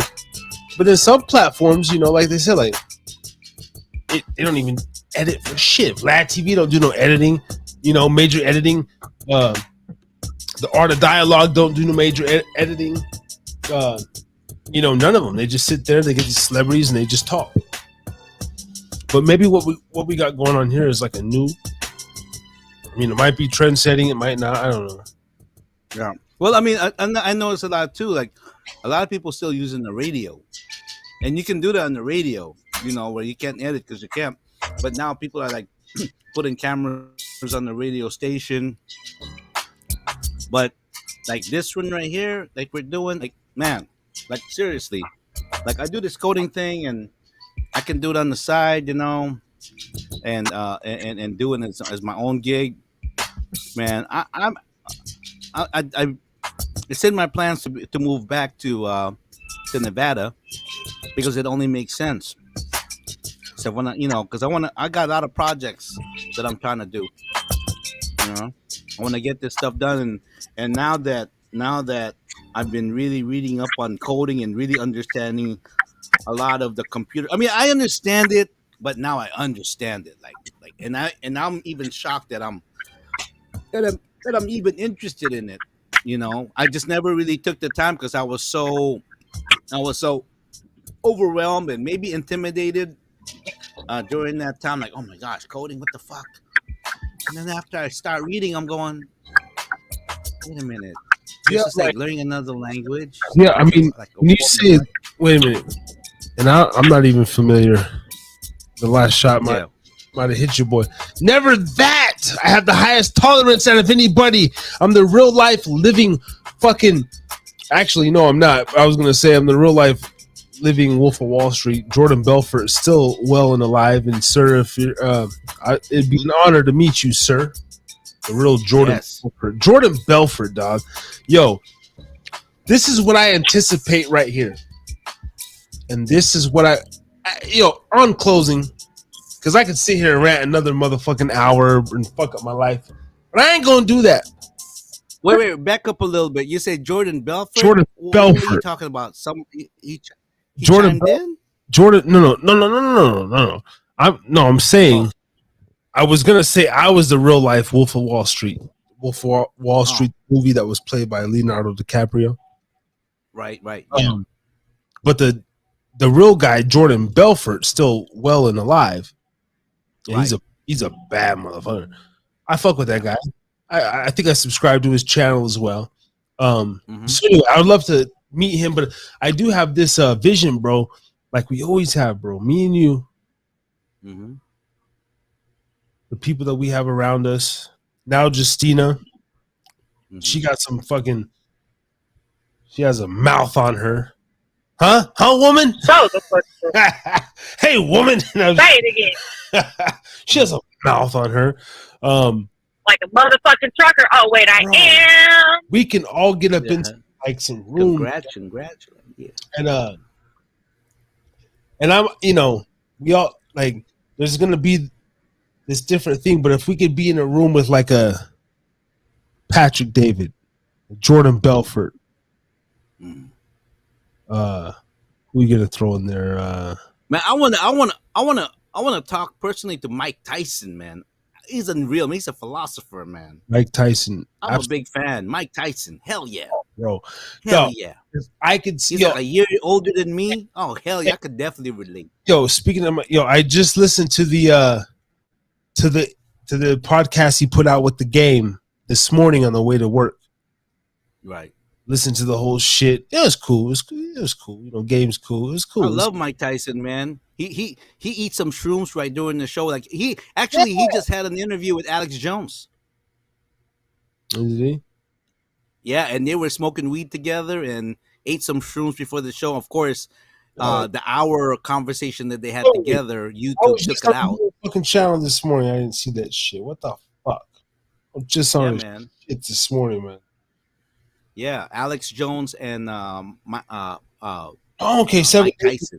Yeah, okay. I just watched the one from the game from a day ago. Mm-hmm. Okay, but that wasn't on the Hot Boxing podcast. That was on some other. No, shit. that wasn't on. No, that was actually on. It was actually on Infowars. Okay, and this guy here, Infowars. the Holy Hispanic, on YouTube. The Holy Hispanic on YouTube. Alex Jones interviews the great Mike Tyson. The Holy Hispanic. Their words, not mine. The Holy Hispanic. I don't even like that. Doesn't the word "spick" derive from Hispanic? Yeah. Like, okay, me being non-Mexican, I've never in my life. Oh, that's my Hispanic friend. I don't like that fucking word. But that's me. Hispanic. Yo, I like Latino. All I know is Mexicans or Latinos for sure. Okay, yeah. But it's just like Asian though. If I don't know, because sometimes you like Filipinos are like like you said, a cross of. You guys are weird. You can kind of tell a Filipino. The other day, I fucking We're jungle Asians. I called this Taiwanese motherfucker a Chinese motherfucker, and he's like, oh no, I'm not. He gave me this whole speech about about how Taiwan is a democracy, kind of like the U.S. and China's a dictatorship, some bullshit. And I'm like, and I literally said, and it was cool. I could have got my teeth, I could have my teeth attempted to get knocked out. I think I would have blocked it. But and my little response was, well, you're both some slanty-eyed motherfuckers, so who cares? So who gives a fuck? Right. Yeah. Well, I mean, think about it, right? Like, think about it, right? Someone that Dominican Republic, and he Dominican laughed, Republic, right? There's a lot of like black people looking Dominican Republic, but they speak Spanish.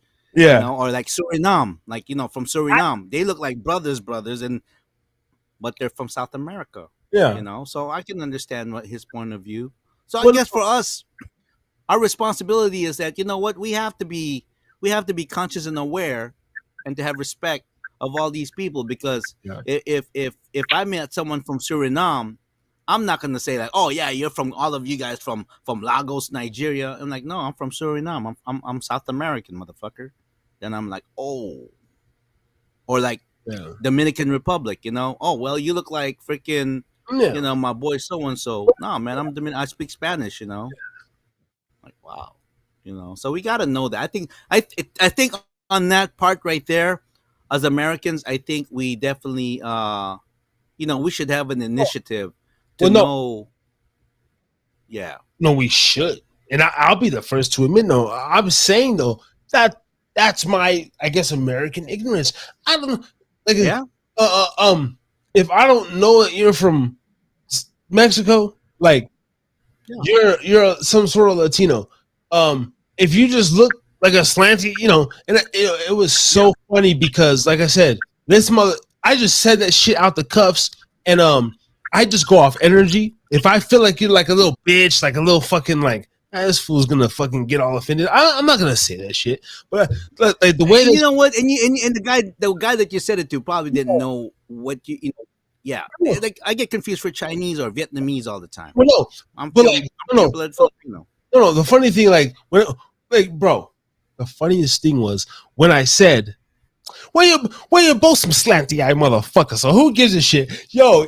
It was like he was like like his whole like he just laughed. He was, he was just like. He was like, "Oh, you got jokes." So I was like, "My bad, bro." I was like, "I love you, man." He's like, "I know." And I just went to my spiel like, "Man, what the fuck?" That is what makes America America.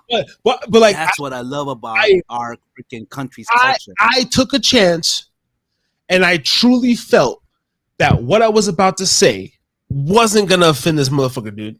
Like, wasn't gonna. He didn't mean it. Yeah, he ended up leaving me a motherfucker $25 tip, man. Cool shit. Cool shit, bro. After I called him a slanty eye motherfucker. but the way I said it, and like we just started going off, because I was like, dude, like, right. I'm just a motherfucker. And I went into my spiel like, dude, I'm not fucking, He's just like, what do you explain? He's like, you're cool as shit. Like. He was from San Francisco too. At that, like, he's from the Bay, kind of like, but he was Taiwanese. Like, he let me know, and ooh, shit. I don't know, man. What you think, man? China's about to invade, like Russia. Put it this way, this is my whole take on this one right here, right? That's how he made it.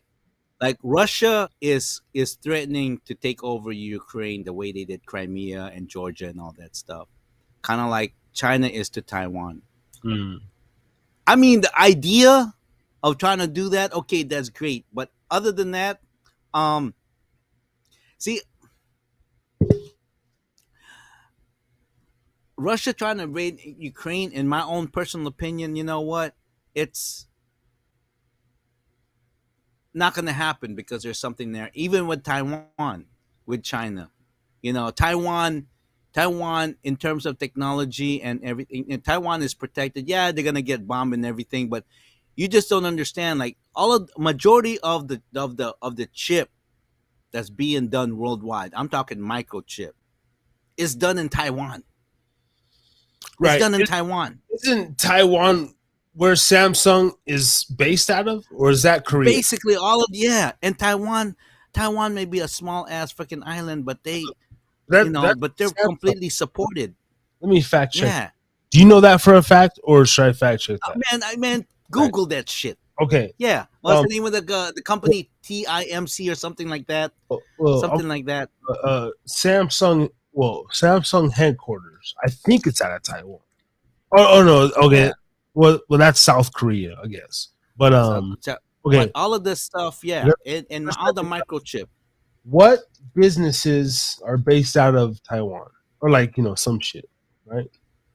Like, if you Google like microchips in Taiwan, like 90% of all the microchips, and we need microchips today, especially now with all the computers and all that stuff and all this, AI and all that stuff. Man, there's a big shortage because of freaking China.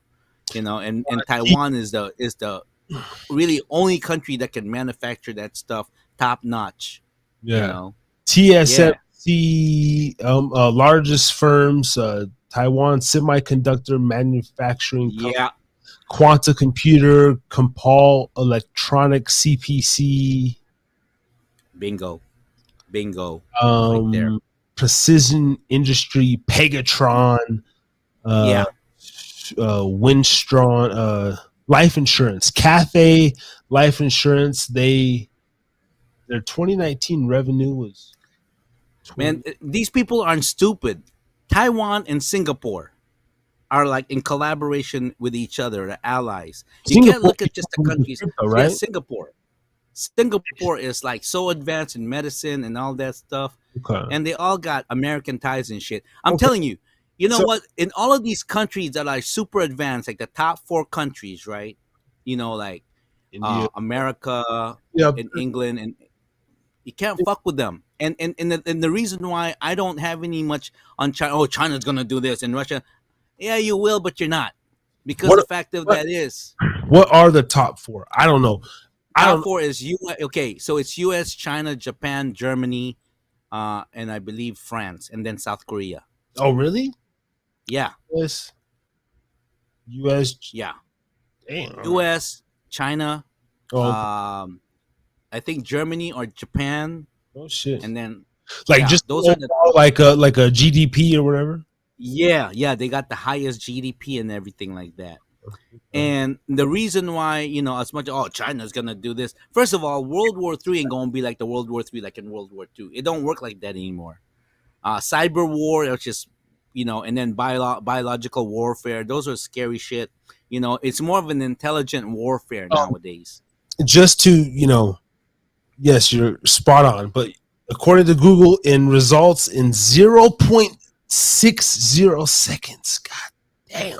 God damn, that's fast.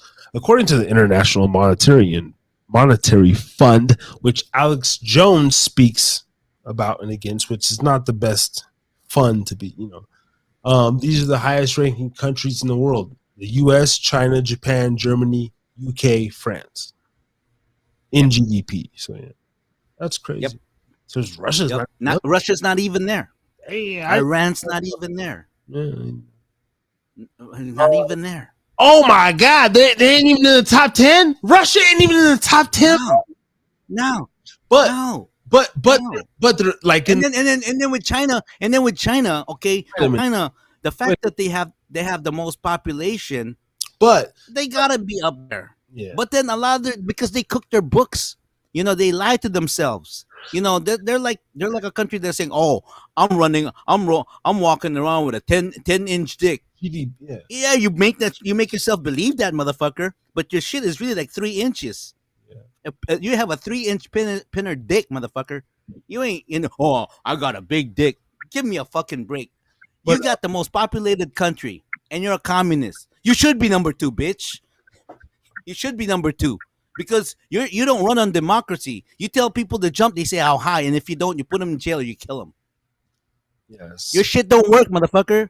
That whole communist shit does not work, and it says in history.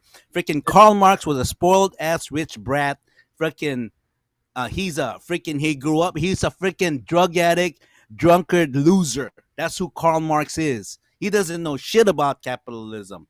He's just freaking a dude that grew up with a freaking rich house, rich home. That motherfucker probably never started. He got an alcohol problem. When you have some kind of a vice, if you're codependent on something, that means you're stressed out on something, motherfucker. You ain't true. You ain't true. Goddamn, Ray. You keep throwing shots at me left and right. No, I just kidding. No, man, because I want the world to freaking find out. We got something to tell people out there, Dakota.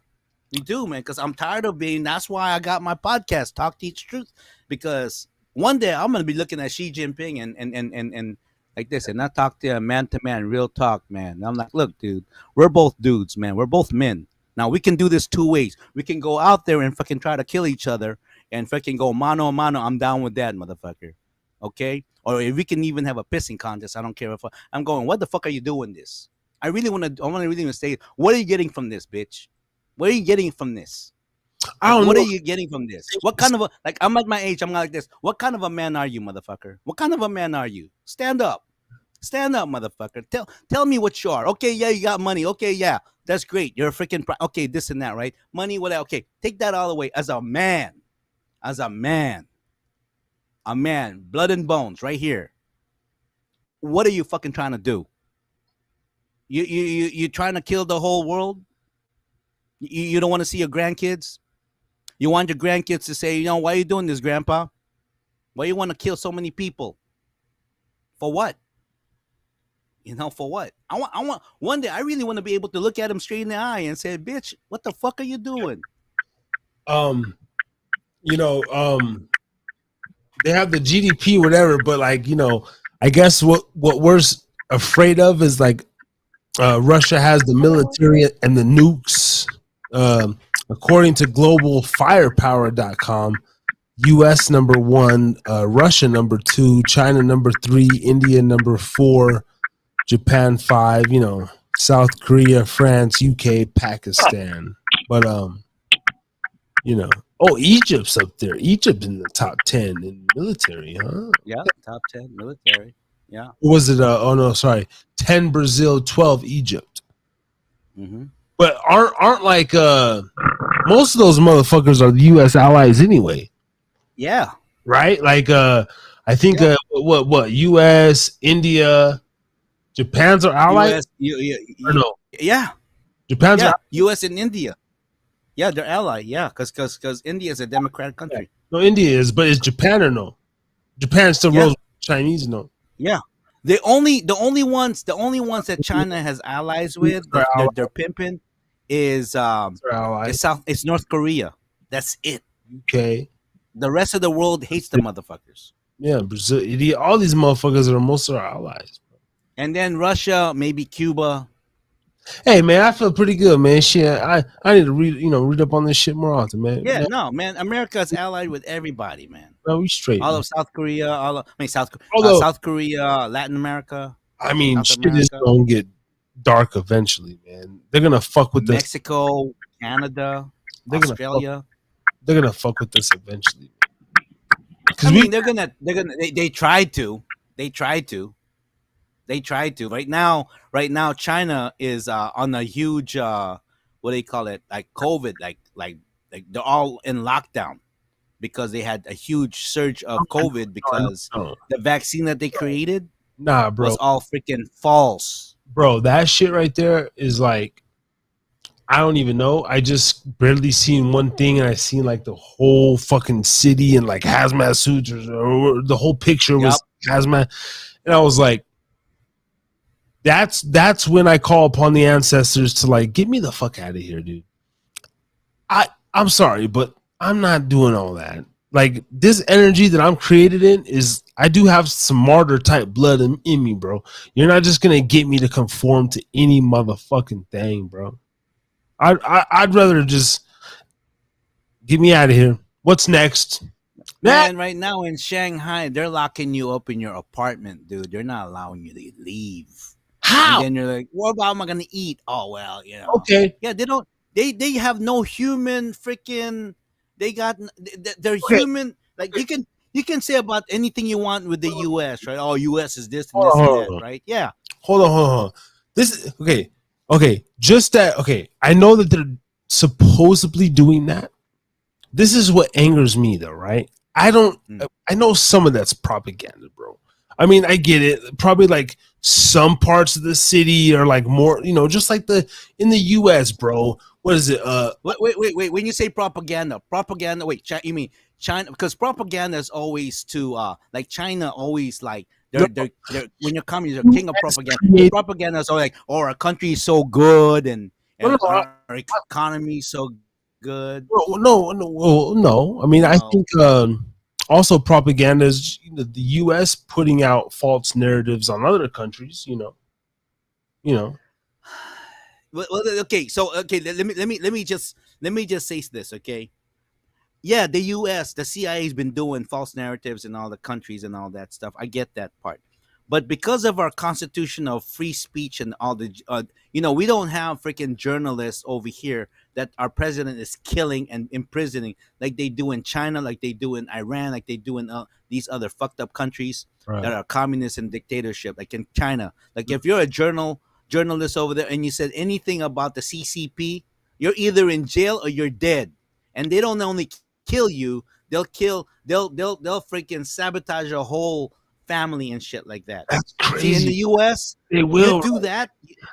No. In the US, you do that, it can be done, but because of our court system, because there's someone else that's going, hey man, someone's trying to fuck Dakota, man. Let me freaking write this, man. Let me write about this to let this. I'm like, yeah, thank you for just that. the very fact that we're having this conversation. There's things in this like, I mean, right now we could say F President so and so, whoever was in office, I don't even want to say it just in case, Right. but and and most likely I'm gonna go to bed, wake up safe, and just continue on with my life. Yeah. That's the Yeah. beauty of it, Yeah. right? And so, You know you're safe. but You it's know you're safe. and so like, but which is so innocent, right? Okay, let's say if I had 1 ounce of seriousness in me, bro, like, okay, even at that, like the humanitarian thing would be like, hey, if we're so powerful, hey Ray, this fool said F so and so, let's go check this fool, you know,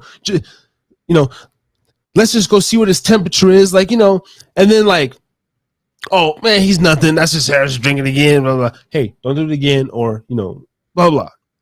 Okay, but you're saying like and the things I've even read up on it and stuff, I've seen that, man, like, where it's like I can't even fathom that because I've only been outside to Mexico, but even going out there is like they don't have they got a kind of fucked up crazy system too, but it's like it's freedom.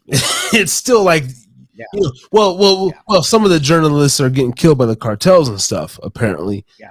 But That's the cartel. That's not their government. right, it's not like That's a difference. actual.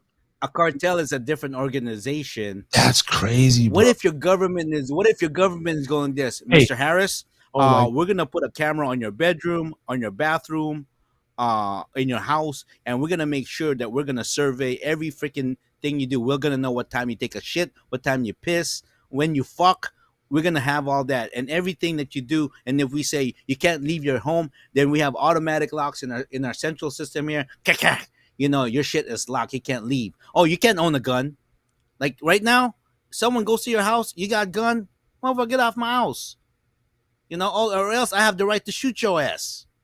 I have the right to shoot your ass. And if you die on my floor, and I shoot you with my ass and I mean my gun, and and I have the right.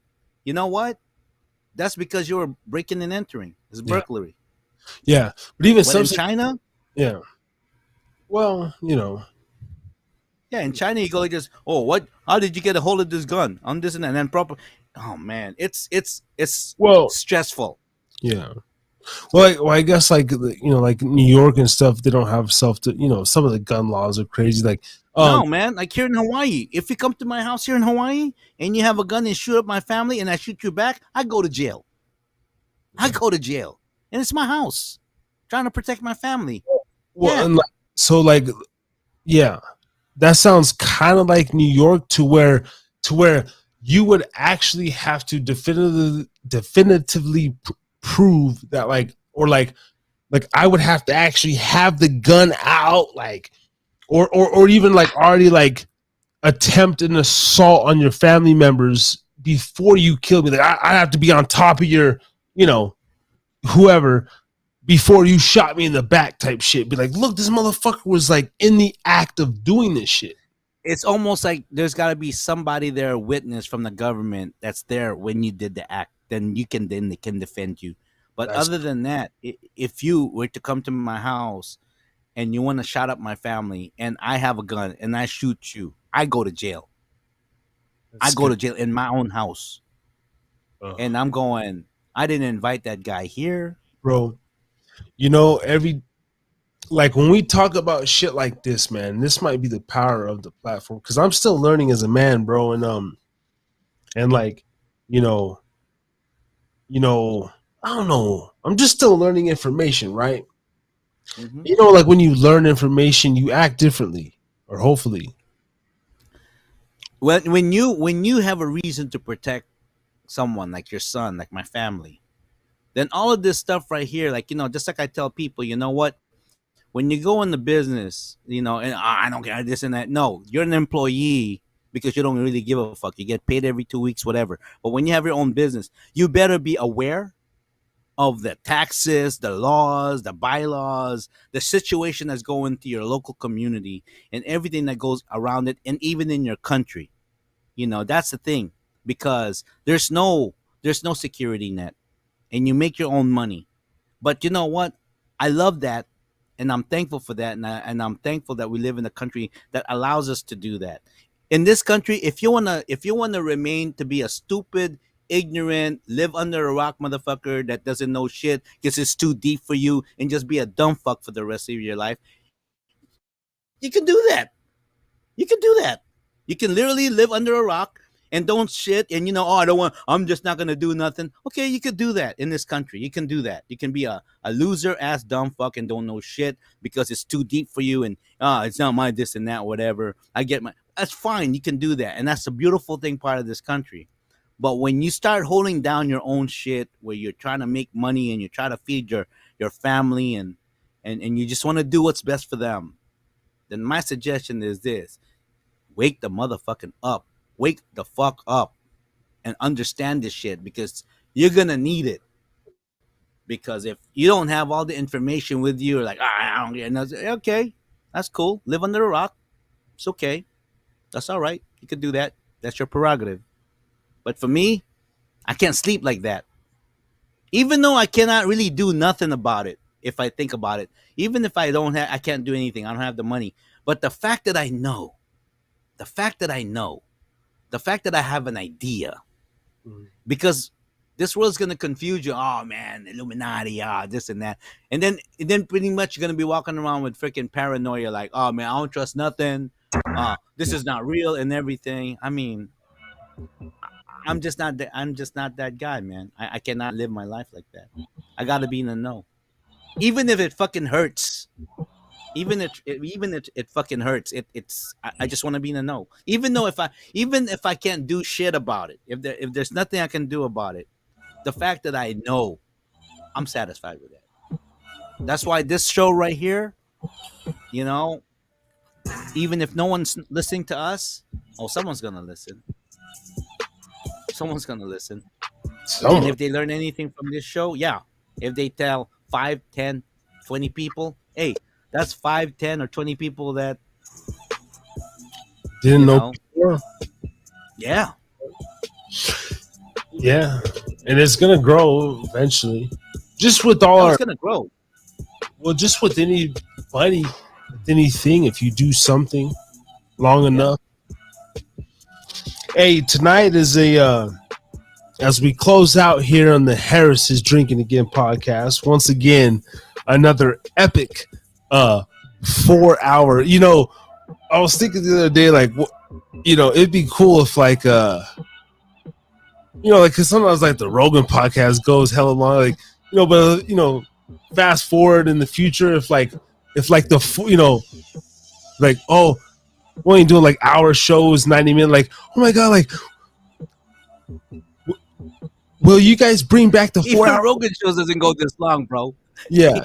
Well, even Rogan show doesn't go for hours, man. Well, he has to have on a guest like Doug Stanhope, or, one of his like boys, like Bert Kreischer. He'll do 4 hours. He'll do 4 hours. Yeah. But very rare. Yeah. Yeah, like with one of his like top 8 buddies, Brendan Schaub, Brian Callen. One of my favorite, Duncan Trussell. Man, Duncan Trussell. Yeah. And that's his boy. And again, we're sitting here talking about racism, all this shit, man. Duncan Trussell for president, bro. The way his spirit, his being, like, if everybody had a little bit of Duncan Trussell in them, bro, the world would be a better place, dude. I believe shit like that, man. We need. I truly believe that we need some leaders. We need some like freaking horses to come. And I truthfully, I believe that I'll nominate you and me. I would too. To be like the future leaders. To be the future leader. Yeah, I'll be the leader. If you guys need me to be the leader, but I don't want to just be promoted to the leader. I really don't. Is that bad to say? No. Or maybe I really do. No. And that's the game I'm playing, because I want to seem like I don't, and then I want to stab the person in the back that's supposed to be the leader, and then I really climb to be the leader at the top. No, it's kind of like if you've ever watched a Game of Thrones, my family, that's my wife's favorite show, by the way, Game of Thrones. I mean, she watches it all the time, and I was like, and then finally, I kind of like, okay, let me watch. And there's a character named Jon Snow, and Jon Snow turns out to be the leader, but he didn't want to be a king at all. He didn't want to be a king. I just want to do my job and do what I gotta do, but I don't want to. I never claimed to be a king and all of that stuff. Yeah, you know what? That's cool, man. That's yeah. Hey, you kicked me out of my camera, man, or is that my camera? Oh, what happened here? I kicked you out because you were lagging. I'm gonna reset you. See if Am I okay? Yeah. So I kicked you out. yeah. Because you were. Yeah, but if say for instance we become kings or leaders out of default because the people wanna, that I get it. But to man, imagine if you're the president of the United States. You know how stressful that is. Yeah. Damn. No, like It's like if We'll do that dog. Sorry, guys. I couldn't really imagine, to be honest. I was watching the other day, like you wanna.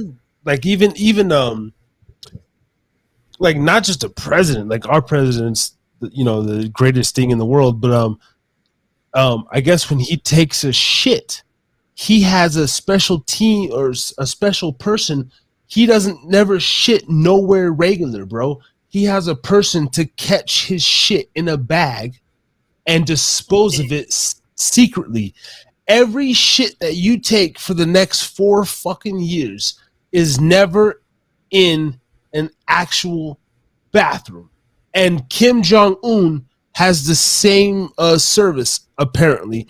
So the opposing enemy cannot capture your feces and do some sort of test to see what sort of, things that, maybe they could poison you, maybe they could alter your, I don't know. It's real shit. That's not conspiracy. The president has a private shit man. As soon as you're elected, you got to shit on the bag. If you're the president of the United States, you're telling me you got to shit on the bag every single time? Well, I'm you not can't just take a shit in well, no. peace. What I'm saying is you never flush. I mean, I don't know if I'm not saying a man has to just stand in front out of his asshole. But what I'm saying, I can understand that. Yeah. Like every I mean probably he takes his shit in peace in the White House where like they know the plug. Yeah. But if you're going somewhere like McDonald's down the street, then you got one of your Secret Service got to put your shit in the bag. Yeah. Like every shit no, I mean, and apparently it goes deeper. Like, the president can't just blow his nose at a fucking United Center at some rally and then throw it in the wastebasket. Like, there's a motherfucker that will take everything that the president touched, gum, fucking any,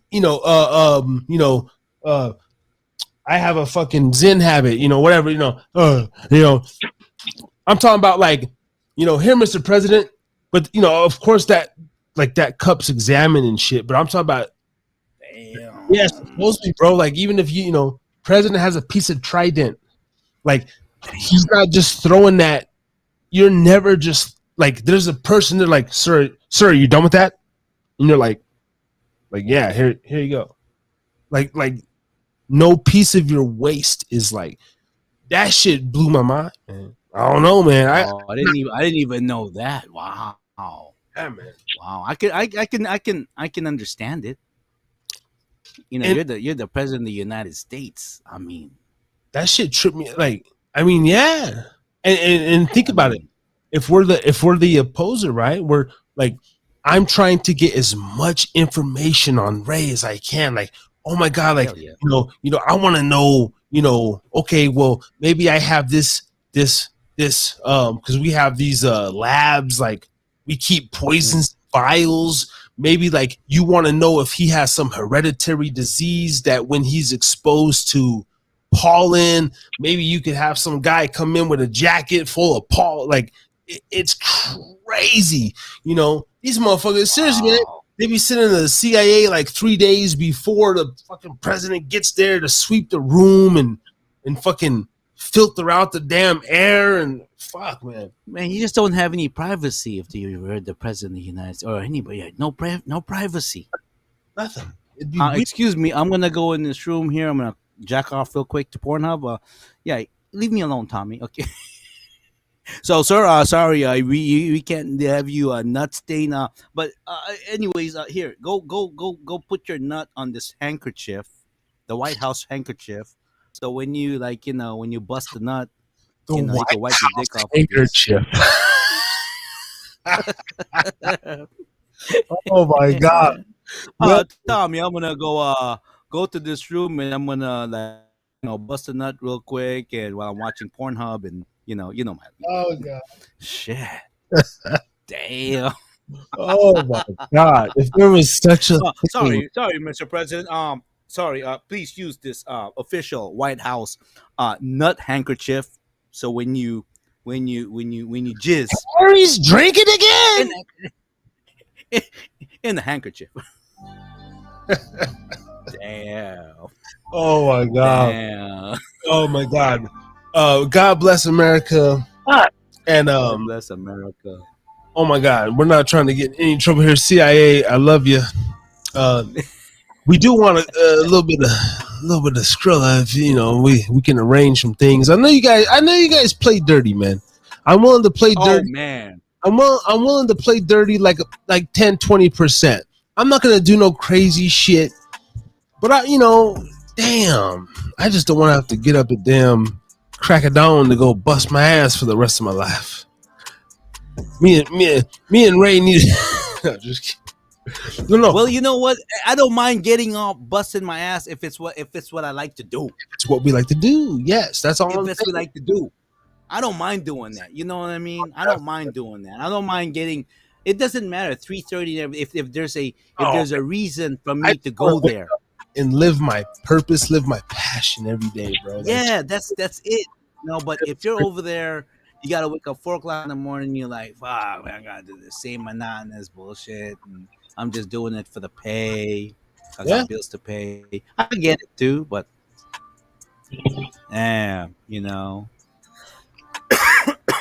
that's what what I really want to do is like have a podcast. Yeah. Now I'm glad I planted the seeds early on because I think now it's gonna get there, and now I can teach my son to do this or different things. So now the seeds have been planted. Hopefully I don't have to when I'm 45 or 50. When eventually there's a way out. And then with the crypto, just roll with it, man. Just roll with it. I think we're in a good position. I mean, to me, the way I see it is this: the minute you get lazy, trying to achieve your dreams because you're like, oh man, why do I gotta do it? I don't have the money, I don't know the people, I don't have this, I don't have that. If you start doing that shit, man, then you know what? You're actually in a life that's gonna be pathetic, honestly. But if you're like, doing it anyways, like, okay, I may not have this, I may not have that, but I'm experiencing the moment, and take away the whole thing like, oh yeah, I'm gonna be popular. Oh yeah, because I tell you what, man. I mean, yeah, making money is real. I believe it. I'll be the first one to tell you that. Yeah. But if you're a person that doesn't really have a mission to do something, in other words, you're here, you work, you do whatever's right, whatever, you pay your taxes, whatever, and your whole mission is, hey, I just want to pay bills and this and that. I'm cool. I totally respect that. But there's some of us, for some reason, and maybe this is you, this is me, we're meant to do something. We're meant to do something. Like, I'll give an example, like Aretha Franklin. God created Aretha Franklin to sing like an angel. But Aretha Franklin got a fucked up life, man. She was like, I just watched her bio. She was pregnant at like what, 12, 13 years old or some shit like that. Like, yeah, hard life. It just happens that she has a voice of an angel that made her money and made her like the official diva. But we all have our own bullshit in life. You know what I'm saying? The problem is, not the problem, the situation is this. No matter what, you're going to have that bullshit in your life. No matter what. No matter what. Rich, poor, it doesn't matter. Bullshit is going to hit your life. There's no running away from it. Now, because you already know that bullshit's gonna hit your life, there's another thing to overcome the bullshit. You have something, either a gift or some type of mission or some type of purpose to do something, whatever that is, and you love it. I swear, no, I gotta put it down. That is the meaning of life. What? You don't give a fuck. That's the meaning of life. What? Oh, the industry. Just went over Reno. Cruising through And over. Okay. Steady knocking the music till it rattles the trunk. Stitch a chronic arena smells as loud as a skunk. But we're coming up on 4 hours. Another epic one in the books. Just unique. Have we been keeping you awake? I know. I know that the testosterone kind of, got carried away. Are you still with us? I'm still here. Just got my drop-off location, and I'm running out of time. And I can't find the fucking spot to drop off at. Oh, you're there already. We're getting ready to wrap up the Harry's Drinking Again podcast once again. On closing, the floor is yours. Any last words? Promote your And channel. pray for me. Anything to add to what we've been ranting about? No, I missed what you said. I've Go ahead. been driving.